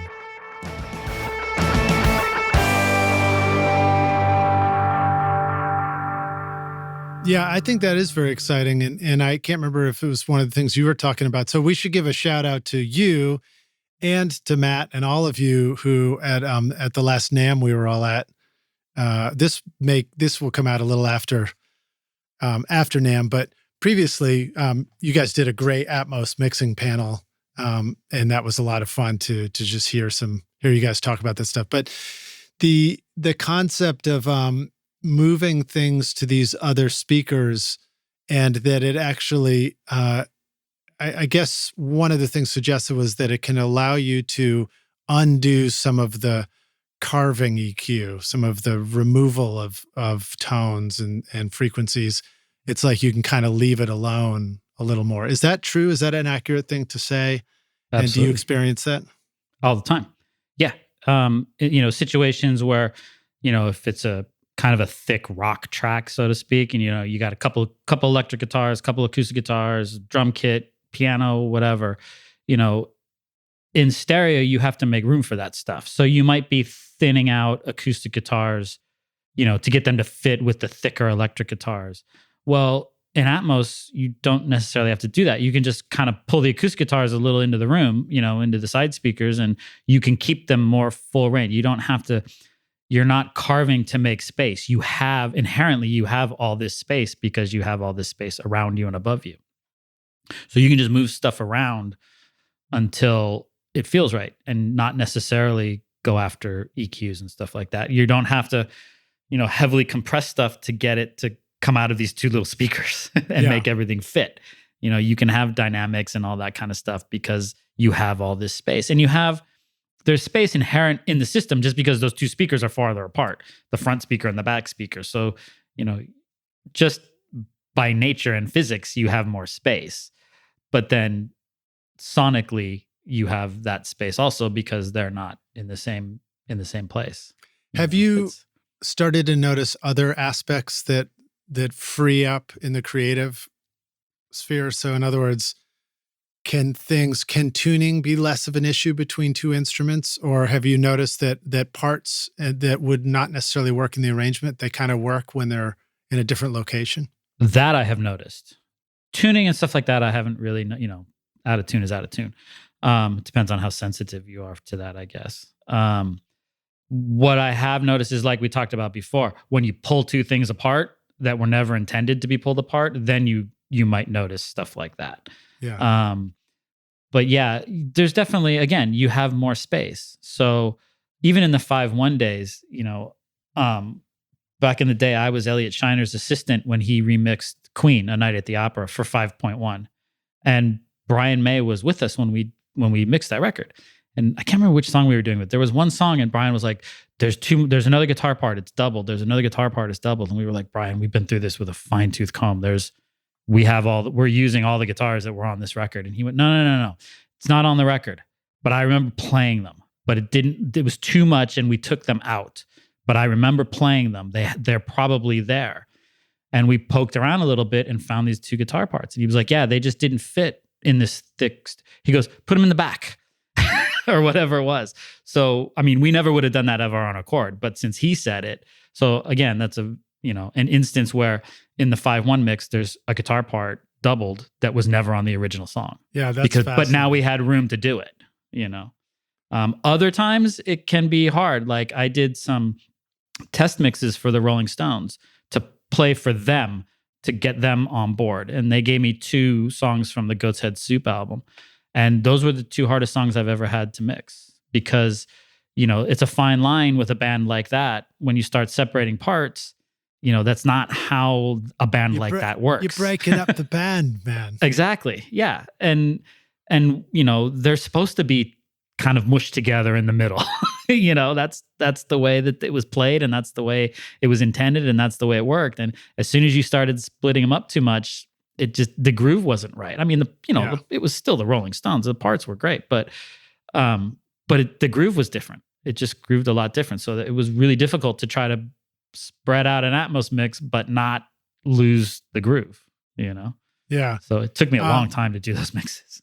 Yeah, I'll bet. And it really does bring home that point of, the whole is greater than the sum of the parts. And that's what makes a band interesting as a band and band recordings. And, my own discoveries of those things were like doing something with my band and the bass was on top. And then I was, early Pro Tools. I was like, well, I can straighten it out. So I'm going to straighten out the timing of the bass. And I did it. And it's like all the excitement and fun was lost. And I was like, oh, I guess for us, having the bass be on top of the note is what makes us us, Right. He did play it right. He did play it right. Yeah. Yeah. Exactly. It's true. Yeah. I mean, we've had, plenty of records where, we tuned some vocals and it was like, yeah, that doesn't sound right. Just put it back. That's 2 in tune. Put it back the way. Not that it was out of tune before, but it was 2 in tune. It didn't sound natural. So, you have to be open to those kind of things, especially when you're dealing with like bands and people playing together and stuff like that. That, you don't necessarily want mistakes, but sometimes, forcing perfection can be a problem. Yeah. Like, why hire a drummer like Vinnie Colaiuta and then put him on a grid? That makes no sense. Let him be him, Yeah. So now if if everybody missed the downbeat, that's different. Yeah. Then you line up the downbeat. So I'm not opposed to using the technology. I use it all the time, but you have to know when it's appropriate and when it's not, I think for me, discovering the vocal tuning issue was realizing that there's a human element of emotion in a song when you hear somebody trying to get to a note and maybe reaching it at a certain moment in the note or maybe overshooting it slightly. And if you tune it and it's too perfect, it actually makes it sound effortless.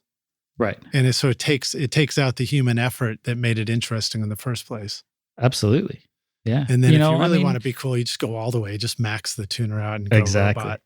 The other thing to remember about especially tuning, like vocal tuning, is if you listen to the like older records, if the Sinatras and stuff like that, those were all played by people and instruments. And even though they're in tune, that pitch center wasn't a machine doing it. So now, if you play a digital piano, it's in tune. It's perfectly in tune. Or if you play, if you have a synth patch, it's perfectly in tune. If you have, music that's being generated by computers, they're perfectly in tune. And then you put a voice on top of that is never really perfect. It's not, a person isn't a machine. Well, now it can sound more out of tune because the rest of the song is so in tune, if that makes sense. Yeah. It becomes more apparent. Whereas if you're dealing with, an orchestra or a big band or, even a rock band with guitars that are, no guitar is ever really in tune, Right. That pitch center is a little wider so that now the singer has a little more space to let their pitch center be a little wider. So it feels different. Yeah. Well, equal tempered tuning is just everything equally out of tune. Exactly. Yeah. So sometimes if it doesn't bother you, just leave it. Yeah. I don't like people who tune just like, well, just put everything on the note. It's like, well, but is it wrong or do you just want everything on the note? I don't know. Yeah. Well, I mean, and I think the vocal tuning thing is it's an experiment. I mean, it's a production decision in the same way that trying an effect on a guitar is. It's like, well, try it out. And do you like it better or do you like it worse?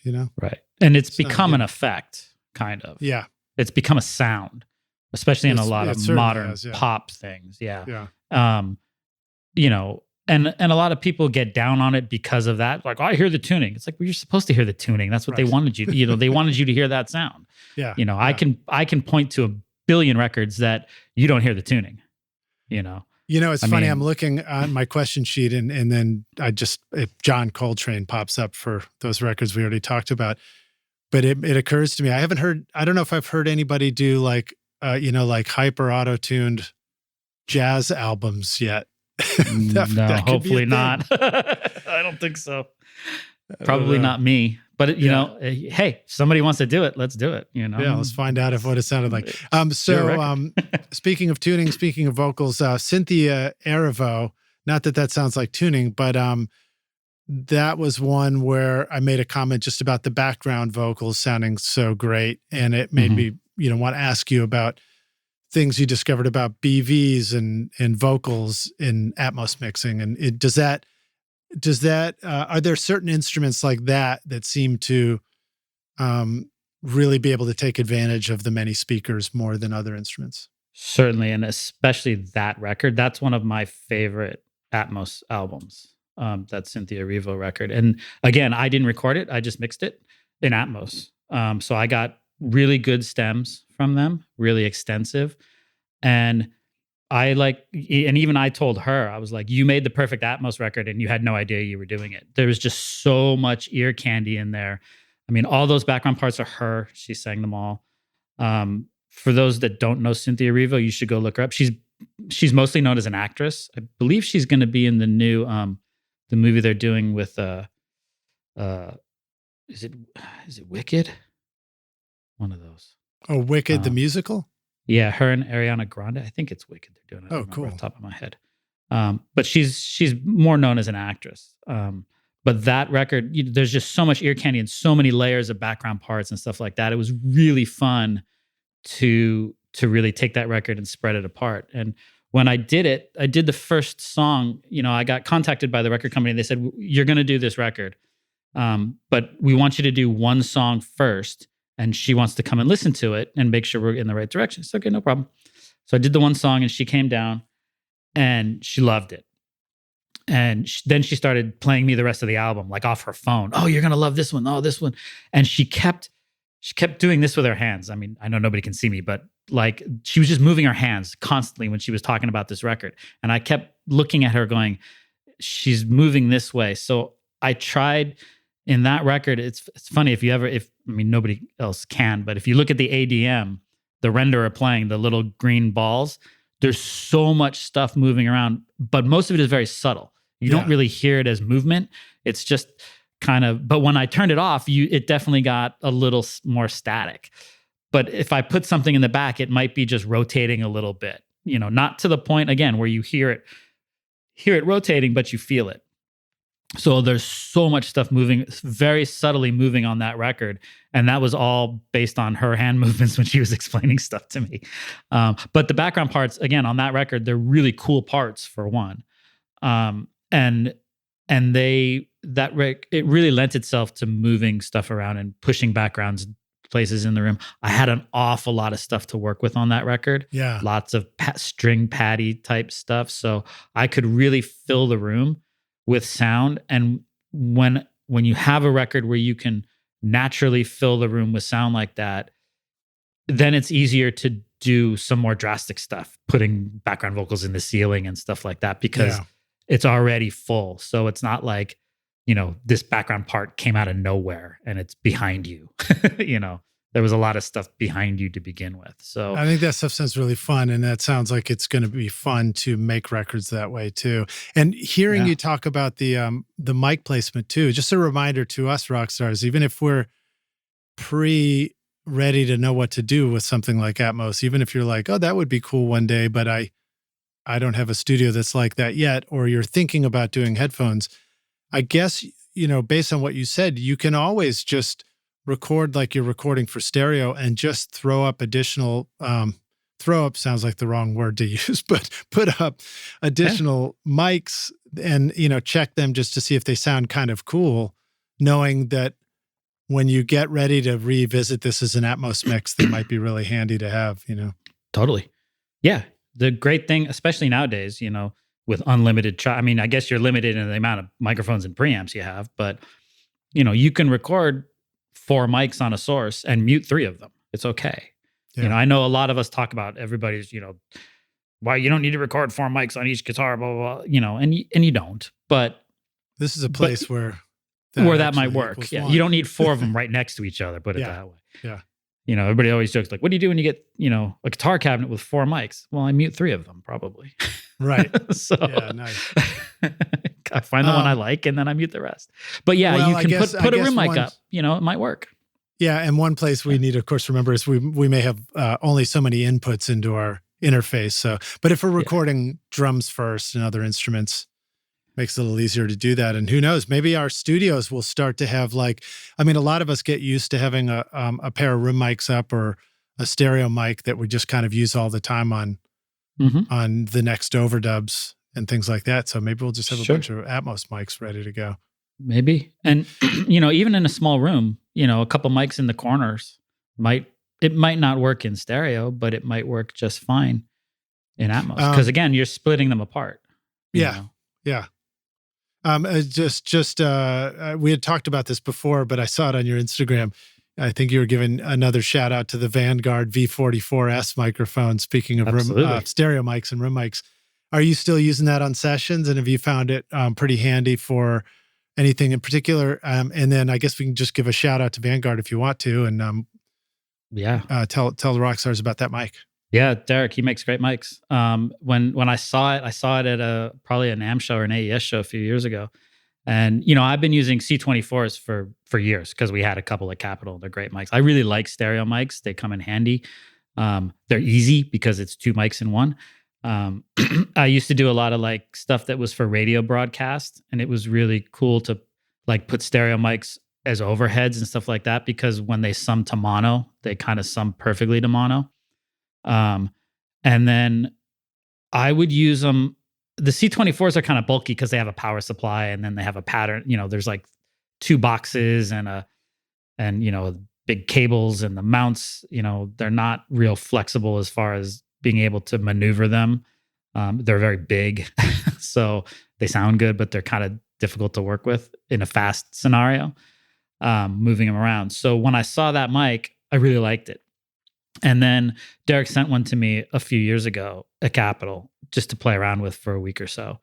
And I really liked it. And And I promised him I wouldn't put it up next to a C24, and then I did.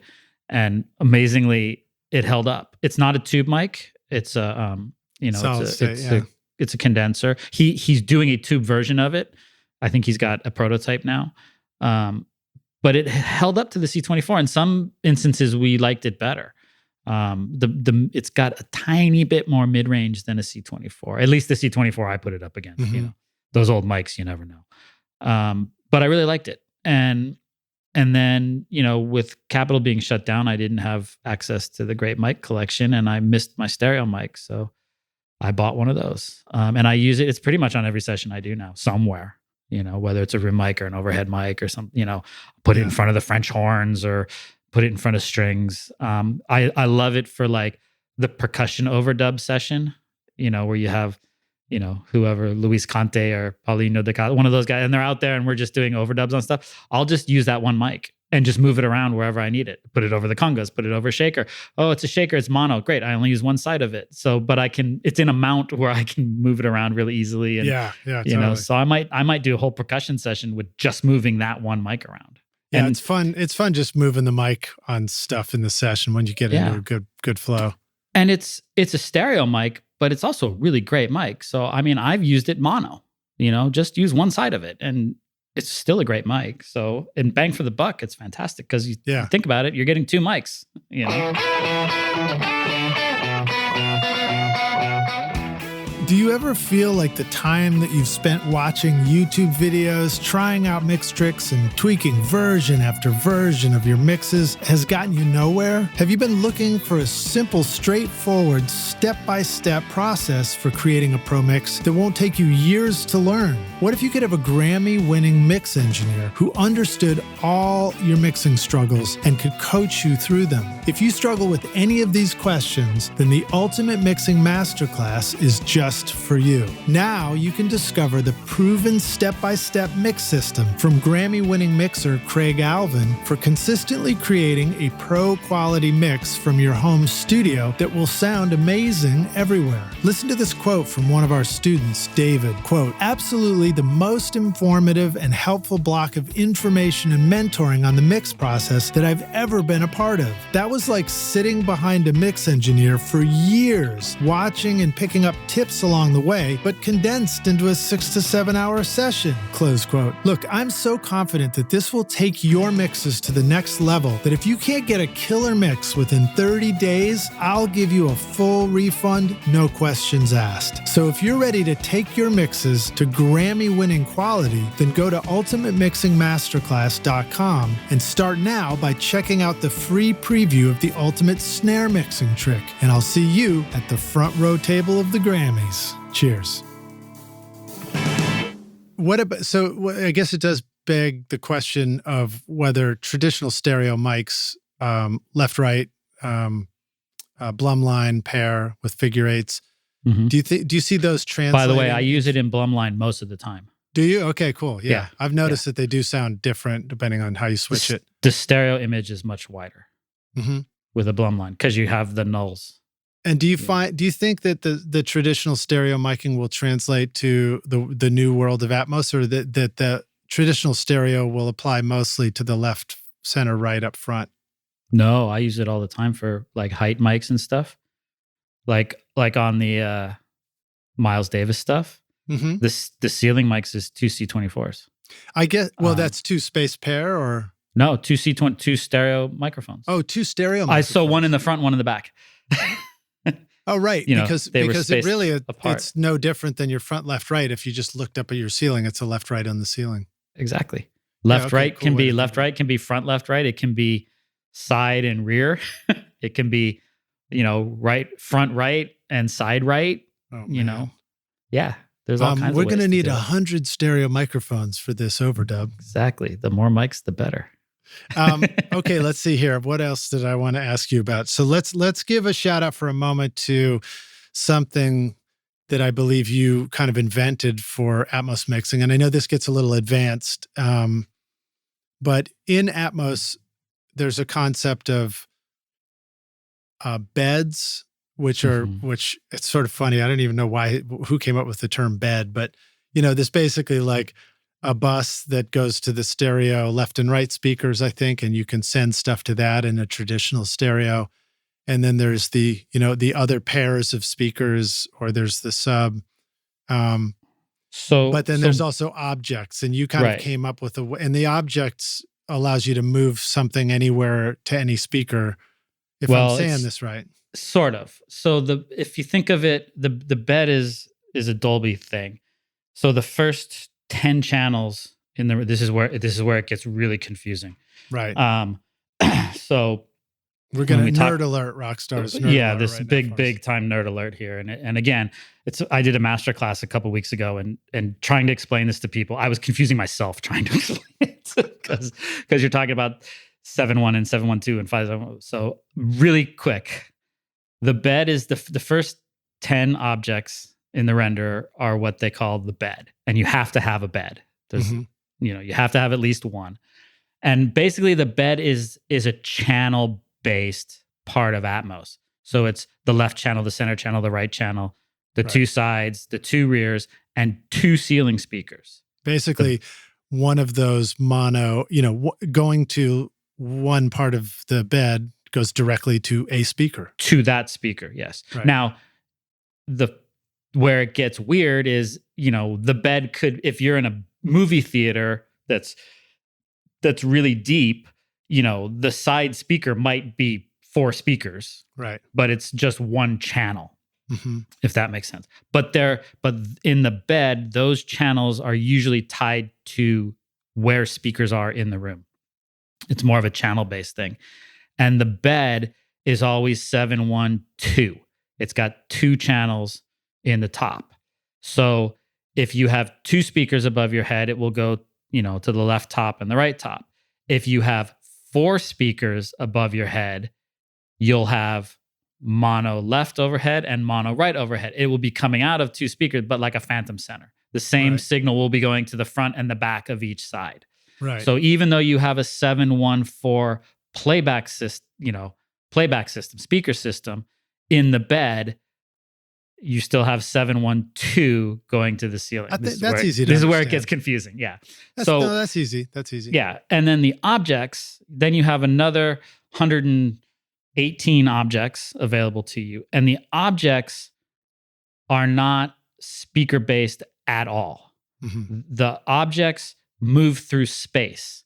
And it's the renderer's job to get them to come out of where you put that object. So for instance, like when I'm moving an object, I'm never thinking about pretty much when I'm mixing an Atmos, I'm never thinking about where speakers are. I'm just taking the object and throwing it. I want it to come out over there. And then the playback system you're listening to it on, whether it's your studio or your home theater or movie theater, whatever it is, it says, okay, I'm controlling, if you're in a movie theater, it might be like, I'm controlling 30 different speakers. And I have to get object 10 to come out of here. So I'm going to make it come out of the speaker that's closest to that, or the 2 speakers that are closest to that, or whatever that scenario is. If you're at, like in my system here, I have a 7.1.4 playback. If I put something to the right between the back and the front, halfway to the back, well, in my system, it's going to come out, the actual speakers that are moving air are probably the right side and the right. It's going to be a phantom center over there or a variation of it. That's the renderer's job to figure out how to get it to come out there. And the renderer's job in the playback system. So every playback system essentially has a renderer attached to it, whether it's your home theater or your studio. Yeah, and so the objects move freely. Let me reiterate that just to make sure it's getting across to Rockstars. The challenge with this Atmos system is you don't know what somebody's going to listen to it on. They might listen on headphones. They might listen on a sound bar. They might listen with so many speakers surrounding them in a space. They might listen in a theater with a whole lot of speakers. And that's also the beauty of it, is it's this design where, hey, let's come up with something that should function no matter where you're listening to it and how you listen to it. Exactly. That's the exact idea. That's the goal. And yes, and it's agnostic to the speakers. So it's a way of putting stuff in places, whether there's a speaker there or not. Now, I equate speakers to resolution when you're talking about that. The more speakers you have, the better resolution you have. Right? Because the more speakers, if it's going to be pinpointed. If you have a speaker between your right front and your right side, if you have a wide speaker there, like in a 916 system, well, it's going to come out of that speaker by itself. So more resolution. So that's where it gets weird when you talk about the bed. When the numbers, when you start talking about 712, 714, 916, that's where it gets weird as to whether or not you're talking about the beds, the virtual beds in the renderer, or you're talking about the playback system you're listening on. Yeah. Because they kind of sit on top of one another. And then the next step is you said, hey, what if we just make everything an object and consider those beds and point them in the right direction or something? So sort of what happened is I realized very quickly through different problems we had that, especially when you're dealing with the sides and the ceiling, if you're using the bed, the Dolby bed, well, that's dependent on the room that you're in. So a great example is at Capitol, we had a very long room. So we had 6 speakers over the top, right? 3 down each side. Right or wrong, when we set the room up for the bed, the 712 bed, we made it the center 2 speakers. Right? So if you send something to the bed at Capitol, it came out the center 2 speakers. It didn't come out of the wide ones at all. Well, obviously that's okay if you have a 712 playback system or a 714 playback system. But in this case, we had a 9-1, or actually probably more like a 1216 or whatever it was. So suddenly I lost control as a mixer of where it was coming out. Same with the sides. Depending on what speakers are assigned to the side bed channel, I lost control. But with an object, doesn't matter where the speakers are. It's going to come out of that spot in the room. So what I did is, to get around the bed thing and to keep control, I took a bunch of objects and assigned them to spots in the room, left, center, right, side wide, side here, side there, in the back, tops. I paired objects. So 2 paired to in the IO setup, you can pair 2 together. So when I came up with what I called them originally, I called them zones. So I could send something to the front zone, through my main output in Pro Tools. And then if I wanted it to come out of the top, I could have an aux send. So these went to aux channels in Pro Tools where those objects were assigned and they were static. I could send to the front, left, right, and then I could take a send in Pro Tools, for instance, and send to the center. And by pushing that fader up in Pro Tools, I could decide how much was in the center channel. And if I wanted some in the sides, well, then I could send it to the 2 objects, through the aux, to the objects to the sides, and I could push the little fader up and get it to come up. And I had complete control over how much of that signal I wanted it, I wanted where. Yeah. The other thing about an object is a single point in space. So say, for instance, you take a lead vocal and make it object 21, and you put it front, left, and right, it's going to come out of the center speaker because there's a speaker there. Right. Well, if I send it to an aux that's objects 11 and 12, and 11 is the left speaker and 12 is the right speaker, well, now I've got a phantom center, which I like better anyway. So it was a way of me, again, regaining control of the mix and thinking that it's going to translate better to the playback systems by using the objects, because the objects are not tied to a channel. It's the renderer's job to get it to come out of where I say. And the renderer does that really well. So that was at some point we started calling it the object bed when the other guys got, I was telling the other guys at Capitol, like, oh, look at this. This is really cool. And they were like, yeah, that's great. And it really worked. Yeah. Now it's really easy because in the latest version of Pro Tools, they have a track preset called object bed, and nice. It just does it for you. They're listening. So that came up on the podcast not too long ago, this concept of a center speaker that when you send something to left and right and you have a phantom center, there's actually a dip or something in the upper mids, and that it was suggested that our favorite vocal mics, one of the reasons they all have a peak in the upper mids or a little bit of a boost, was to fill that back in again.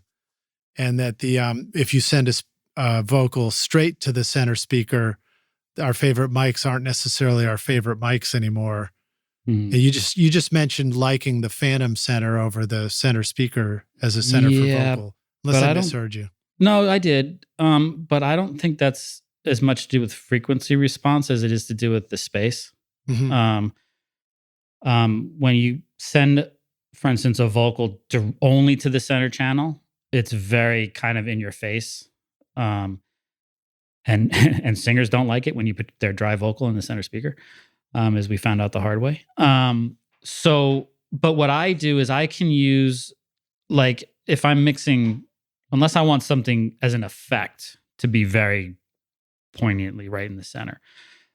But for something like a vocal, yeah, I'll use a phantom center, but I will push some of it into the center channel, and I use that to kind of anchor stuff where I want it. So if I want something to stay in the front, no matter where you are, I want to pull it into the room a little bit, but I still want it to feel like it's coming out of the front. So I can use the center speaker to kind of anchor it there.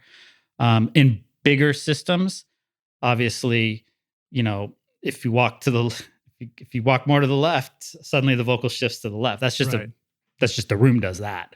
Yeah. But in Atmos or in surround, you're kind of trying to keep the sweet spot kind of wide. So by using the center channel, a bit, you can, I would say, like, for a vocal, for me, maybe 20% of it is in the center channel. Yeah. So the anchoring, 80% of it. It reminds me, and of course, as you pointed out, more than two speakers, that's been around for quite a while for film. Mm-hmm. And I remember hearing it suggested that, like, the center speaker is where you might want to put your dialogue, because you want it to always come from the middle of the screen. You don't want it to shift over. And I mean, yeah. I've gotten the last seat at the movie theater before. In fact, I had to watch the new Maverick that way, and it was not a lot of fun. Right. Because you're like way off center, and if the voices don't sound like they're coming from when they're supposed to, that can really throw you off, I suppose. Yeah, like if I'm mixing something specifically for a film, I'll kind of stay away from the center speaker, because I know that that's where the dialogue goes. Right. And if I put something in there, it's just going to get squashed to put the dialogue in there. So stay away from it. If it's a song, it might be different, because there's probably no dialogue in a song with vocals. But yeah, for movie score stuff, I won't put a whole lot in the center channel. So let me ask you this question next. So what do you want to say about all the rest of us getting into Atmos as an indie or a home studio? Should we what's a smart way to begin messing around with it? So, anybody can download the software. I think it's a couple $100 for the renderer. And once you get it set up, which takes a second to do, you can just listen to the binaural in the headphones. I would suggest that to a point. I would suggest that if you're dipping your feet in and you want to see how this thing works, and, will my computers run it, stuff like that, But I think if you've never done a mix on speakers, you're going to have a really, really, really hard time doing it just in headphones. Right. And the thing even though at this point in time, most consumers are probably listening to it on headphones, whether they know it or not, the master file is actually the speaker mix. The binaural technology is literally changing by the day. They're constantly changing the binaural algorithms to make it better. They don't always say so, but I would assume that every time you update your iOS in your iPhone, there's probably a tweak to the binaural playback. Yeah. So that's a moving target. It's changing a lot. And usually a mix done only in headphones doesn't translate to the speakers very well. We can usually pick them out pretty quickly. So I don't think, again, if you've done a bunch of mixes and well, I know that if I put this here, it's not going to sound right, because I've tried it before. So I would suggest headphones are fine for playing around, for learning the system, stuff like that. Once you want to get real and actually do stuff for people, you're going to need a playback system. And I would say it doesn't matter what, you don't need $100,000 worth of PMC speakers or anything like. You can do it with any speakers you want. I would highly suggest matched speakers, at least matched as far as the brand, so that there's some consistency moving from front to back and stuff like that. Mm-hmm. I would suggest if you're going to mix music, that a 714 system is the smallest system you're going to want to start with. And again, it's not inexpensive, but you can get like a Cali Audio system. They're great systems, and I think you can get a 714 system for $6,000 or $8,000, something like that, which is not it's not an inconsequential amount of money, but it's you don't have to mortgage your house to do it. Now, for somebody who's thinking about creating for Atmos in their home studio, do you think that you could make some production and creation decisions with the binaural to start with? Absolutely. That would be, and then you could sort of make sure that they were balanced right once you went to a proper mastering set. I mean, a mixing setup. Now, like the one thing you can't do is because of the latency in the renderer, you wouldn't be able to listen through a render and do an overdub, for instance, or track a band because you're going to have tons of latency. Right. In that scenario, though, you can set up, like if you're in Pro Tools, just set up a 714. It's not going through the render at that point, but a 714 channel-based track. Right. And you can track in 714 and then easily port that over to Atmos in the mixing process. But you can hear it. You could monitor in that. You could monitor in quad and be, But you'd still have to set up speakers in your studio to do that. Absolutely. You can't monitor in headphones a 714, right? No, that's just a fold down, and that gets weird. Yeah. Yeah. Okay. But yeah, you could play around with stuff. Again, you're going to be hearing latency if you're going through the render, just because it's a very powerful computer program. So it takes some time.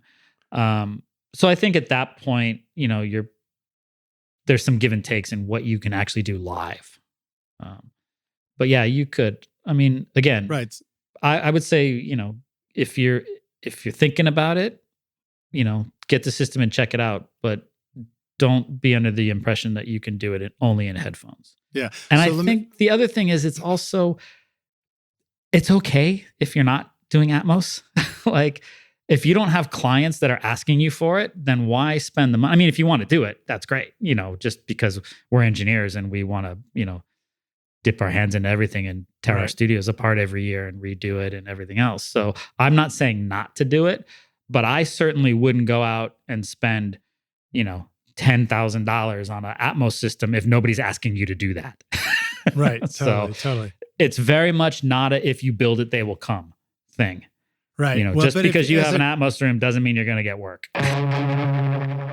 This podcast is proud to present Recording Studio Rockstars Academy. Are you ready to take your recording, mixing, and mastering to the next level and make your best record ever? Then visit the Academy to find the course that's right for you. Want to record killer drums in your home studio? Then check out Rockstars of Drums to learn how to record, edit, and mix pro-sounding drums with a professional Nashville session drummer in a Grammy-winning studio. Or if you're ready to start mastering your own records at home, then check out Rockstars of Mastering, where I walk you through exactly how I master my own records using nothing but plugins. Plus, I take you into a world-class mastering studio, Sterling Sound, to meet with Ryan Smith and hear how he professionally mastered my record, Skadoosh, for release to streaming platforms. That's the music you hear on this podcast, Rockstars. And if mixing is your focus, then check out my free mixing course, Mix Master Bundle, where I show you how to mix using stock and free plugins in Pro Tools. Plus, you get a look at how I recorded everything in my studio and multi-track downloads for you to practice mixing and even upload to your website if you want. Are you ready to make your best record ever? Then go to recordingstudiorockstars.com/academy to get started now.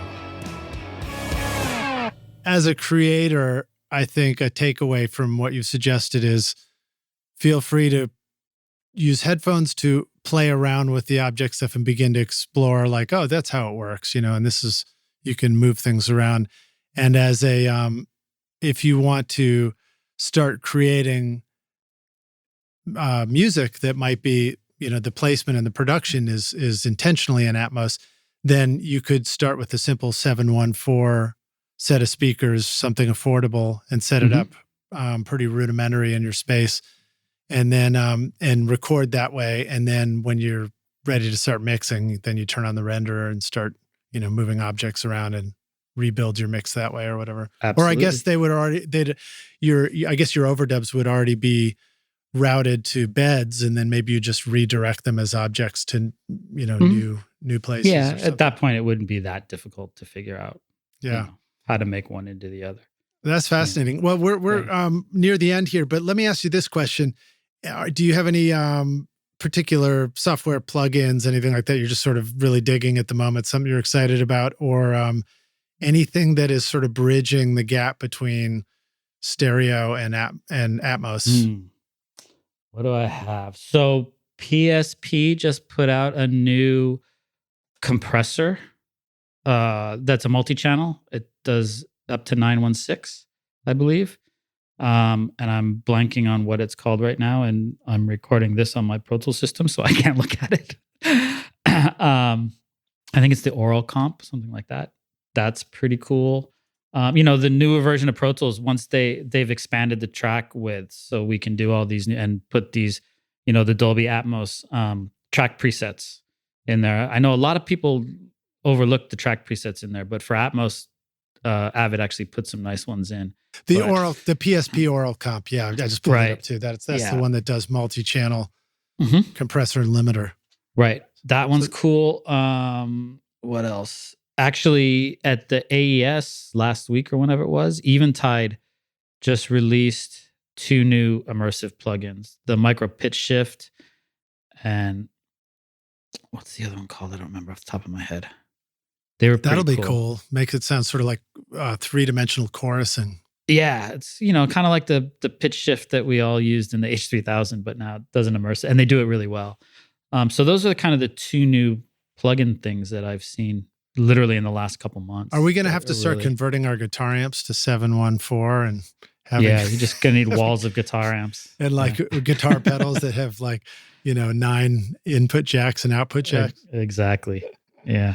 I mean, I'm sure stuff like that. I mean, maybe not guitar amps, but I'm sure you'll start seeing keyboard patches that are immersive and stuff. No, they're all going to be virtual. Digital guitar amps. You'll see virtual ones that do. Yeah, the VST play stuff. All around absolutely. You. I'm sure that's coming. Again, we're in such the early times that the tools are just now really starting to come out. Liquid Sonics has been doing really great immersive reverbs for a while. Who else? Waves has a immersive compressor that's really nice. The Fab Filter stuff is now Atmos compatible or immersive. I saw the Fab Filter was in the Beatles video. Yeah, I don't know if that was you. I don't know if it was your. It might have been on your session. I don't know because I wouldn't have used an EQ on this. Probably a mix thing, or exactly. Maybe they were. I'm sure it was all over the place. I used the Fab Filter EQ all over the place. Me that's too. the one I have in my my little preset thing. Is that's my go-to for especially for surgical stuff. I love the Fab Filter as a dynamic EQ. I use it for that a lot. If you have a vocal that when somebody sings out, sometimes they get a little harsh. You can just use a dynamic EQ and take out some of that harshness just when they get loud, stuff like that. It's effectively a de-esser. It'll work as that. That's basically what a de-esser is a high frequency compressor, Yeah. So I love it, but they have a new reverb. I haven't heard it yet, but I think their new reverb is Atmos compatible too. Very cool. Well, we keep saying Atmos, but we should say there is a Sony system too, the Sony 360 system. Yeah. So I haven't personally mixed in it, but it's still there. It's out there. It's valid. People are using it. So yeah, no, we've had discussions about that on the podcast as well. It's I guess when I do think about these interviews, sometimes I'm like, well, we can only cover so much ground in one. So if you're, I have talked to some guests who really have both systems going in the same studio, and like you said, we're engineers at heart, so we rise to the challenge of complexity sometimes, Yeah, I'm getting away from that. I like it to keep it simple, and once it's working, I'm loath to change it. Yeah. Well, I'll try new stuff, but I don't like changing my system. Your records are a too testament much. to if it sounds great, stick to it. So yeah, and I Rockstars please go listen in the show notes too. Just a reminder that we've got the playlist of all these great Atmos mixes, and you can hear them in stereo too. They'll just be the, I guess for some of them they would be. Would some of those be your stereo mix, or are they pretty much? There's probably there's some stuff on there where I've done both. Yeah, the older. It's really fun when you can do both. Yeah. But I mean, I would say at this point, Atmos is maybe half of what I do. Maybe. I mean, I'm still, out recording. I got to say, my phone is blowing up and getting text messages because I have a session tomorrow at East West. I'm still out recording as much as I possibly can. I'm still working in stereo as much as I'm working in Atmos. So, it's not, I don't just sit here, there's sometimes days or weeks where I only turn on the 2 speakers. So I like being able to do a lot of it. I still love going out and recording, especially big orchestras and stuff. The more people you put in that room, the happier I am. I love it. It's great. Well, we really appreciate you taking out so much time to come hang with us on the podcast again. Steve, thank you. Let me ask you this question. This is our closing question, which I hit you with this last time, but we'll do it again. And maybe this time, maybe you can kind of rewind to before you did all this immersive mixing or something if you want. But the question is, we take the Wayback Studio machine and you get to go back in time and ask yourself, or go back and give yourself some advice. And you say, listen, Steve, here's the single most important thing you need to know to be a rock star of the studio yourself one day. What advice do you want to go back and give yourself if you could? And is there anything, I don't know, related to the Atmos mixing that you'd go back and tell yourself? What would I tell myself? Listen. It's all about listening and paying attention. Watch those guys that are sitting in the chair. I mean, it's kind of what I did. Yeah. But that's you can learn a lot from books, and you can learn, in my day it was books and Mix magazine and stuff like that. But actually being in the studio and paying attention to what, watching people who are really great at it make records or movies or whatever it is really the key. Keep an open mind and know that eventually you'll get to work on a Beatles record. Nice, man. Nice. And, just a testament to that too, because I think you started out as a night runner, you said, and you assisted on records and you sat with Al. And just a reminder, when we do sit and watch people, sometimes it's easy to space out, and I think that can be that's a part I remember that was hard about my internship, was like, don't just zone out on a session, keep refocusing yourself, because stuff happens and you miss it otherwise. Especially nowadays, you don't want to be in the back of the room on your phone, stuff like that. And a lot of times, especially with Al, we would do like the mix with the masters and stuff. And I would tell people, I would have to like tell the people who were attending the seminars, like, don't wait for him to, him making the record might not be him turning knobs and pushing faders. A lot of it happens, him changing the bass sound could be him going out and talking to the bass player. Right. So, and he's never gonna, very rarely would he ever like go to the drummer, like, can I hear the kick? The drummer would just be out there playing and he'd just get the drum sound, like when a lot of that is the way I do things now because I watched him do it for so long. But when I'm getting drum sounds, it's like, just play something for me. Just play, I'll get it, and then I start with the overheads and go to the kick drum. Once in a while, if something's weird, I'll ask, but pay attention, man. You got to pay attention. And, a lot of times the biggest lessons I learned watching people were what not to do. So that's a big thing too. Now I don't have to make that mistake because that dude just made it and he's paying for it. Yeah. So, but yeah. And also especially when you're getting started, there's a lot of jobs in audio, a lot of jobs. And it could be that, you think you want to be, mixing pop music, but it turns out down the line, you're really good at editing dialogue for films. And you didn't even know that existed when you got into the business. Mm-hmm. But that's what you're really good at, and that's what you really like. So, I mean, my career has taken a path I never thought it would take. I didn't think I'd be recording orchestras and film scores and big band records and stuff like that. But I liked it. So keep an open mind. There's tons of jobs out there, and different kinds of jobs. And you have to find the one that you like, that works with you and your lifestyle and personality and family and everything else. So it's maybe you like being on the road. Go on the road. Who knows? That's true, because you've been doing live stuff too as well. You've had a lot of I mean, experiences. I did like front of house early on, like clubs and stuff. Now, if I'm doing live stuff, it's usually going out and recording live shows. Yeah. And then bringing it home and mixing it, or live broadcast stuff. You know, like you do the Oscars or something like that. I'm part of the team that works on the Oscars every year. We just started this new thing. My friend Chris Walden has his new Pacific Jazz Orchestra. We had a first concert last weekend. And those, right now, I'm just doing the recording for those shows, but eventually we'll be live streaming them, in which case I'll do the live broadcast. So very rarely am I ever mixing front of house anymore. That's a lot of work. Yeah. But I do go out. I enjoy going out and recording gigs. Yeah. And Rockstars, if you do go out and do some live club gigs, bring your freaking earplugs. Be careful. It gets loud in there. And it doesn't have to be loud. Turn it down. It's okay. It doesn't have to be loud. And after you've EQ'd something, the rest of it is just turning the fader up and down a little bit. Yeah, exactly. Faders are your friend. So Steve, let the Rockstars know how they should find you online. Where do you want them to go and learn more about you? Or what if they need to mix their next hit record in Atmos or stereo or whatever? Usual place. I have a Facebook page and I have an Instagram that I'm not on all that. I'm more active on Facebook than Instagram. I have a website, stevegenewick.com. I try to keep it up to date. There's, if I do a video or a podcast or something like that, I try to get it up there as soon as I can. So there's a lot of information. There's fun pictures and stuff up there too. So that's probably the best thing. Awesome. Well, we can't wait to be up there. Steve, thank you so much for hanging with us, man. It's great to see you as always. I look forward to seeing you out in California at the next thing. Yeah. And I'll probably see you guys at the NAMM show, right? Yep, indeed. And Rockstars, thanks for listening. And thanks, Steve, for hanging with us, man. Thanks for having me. All right, cheers.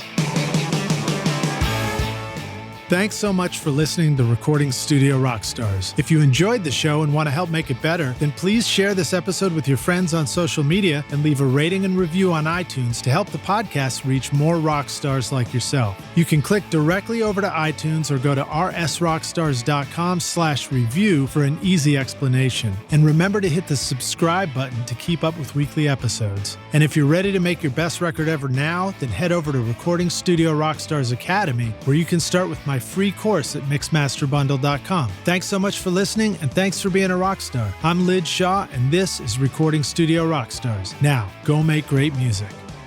Recording Studio Rockstars would like to give a big thank you to our amazing sponsors who help make this episode possible: Lewitt, Grace Design, Adam Audio, Native Instruments, and Isotope. And remember, at isotope.com and nativeinstruments.com, use the coupon code ROCK10 for 10% off any plugin purchase. If you enjoyed Recording Studio Rockstars, then please check out our sponsors using the links in our show notes below, because it's a great way to help support this show. These are all things I highly recommend for your studio because they're going to help you make your best record ever. I would also like to thank our fantastic team here at Recording Studio Rockstars: Vlad Weselchenko, Braden Stremming, and Liz Hulitskaya. Thanks so much for listening, Rockstars, and we'll see you in the next episode. Cheers.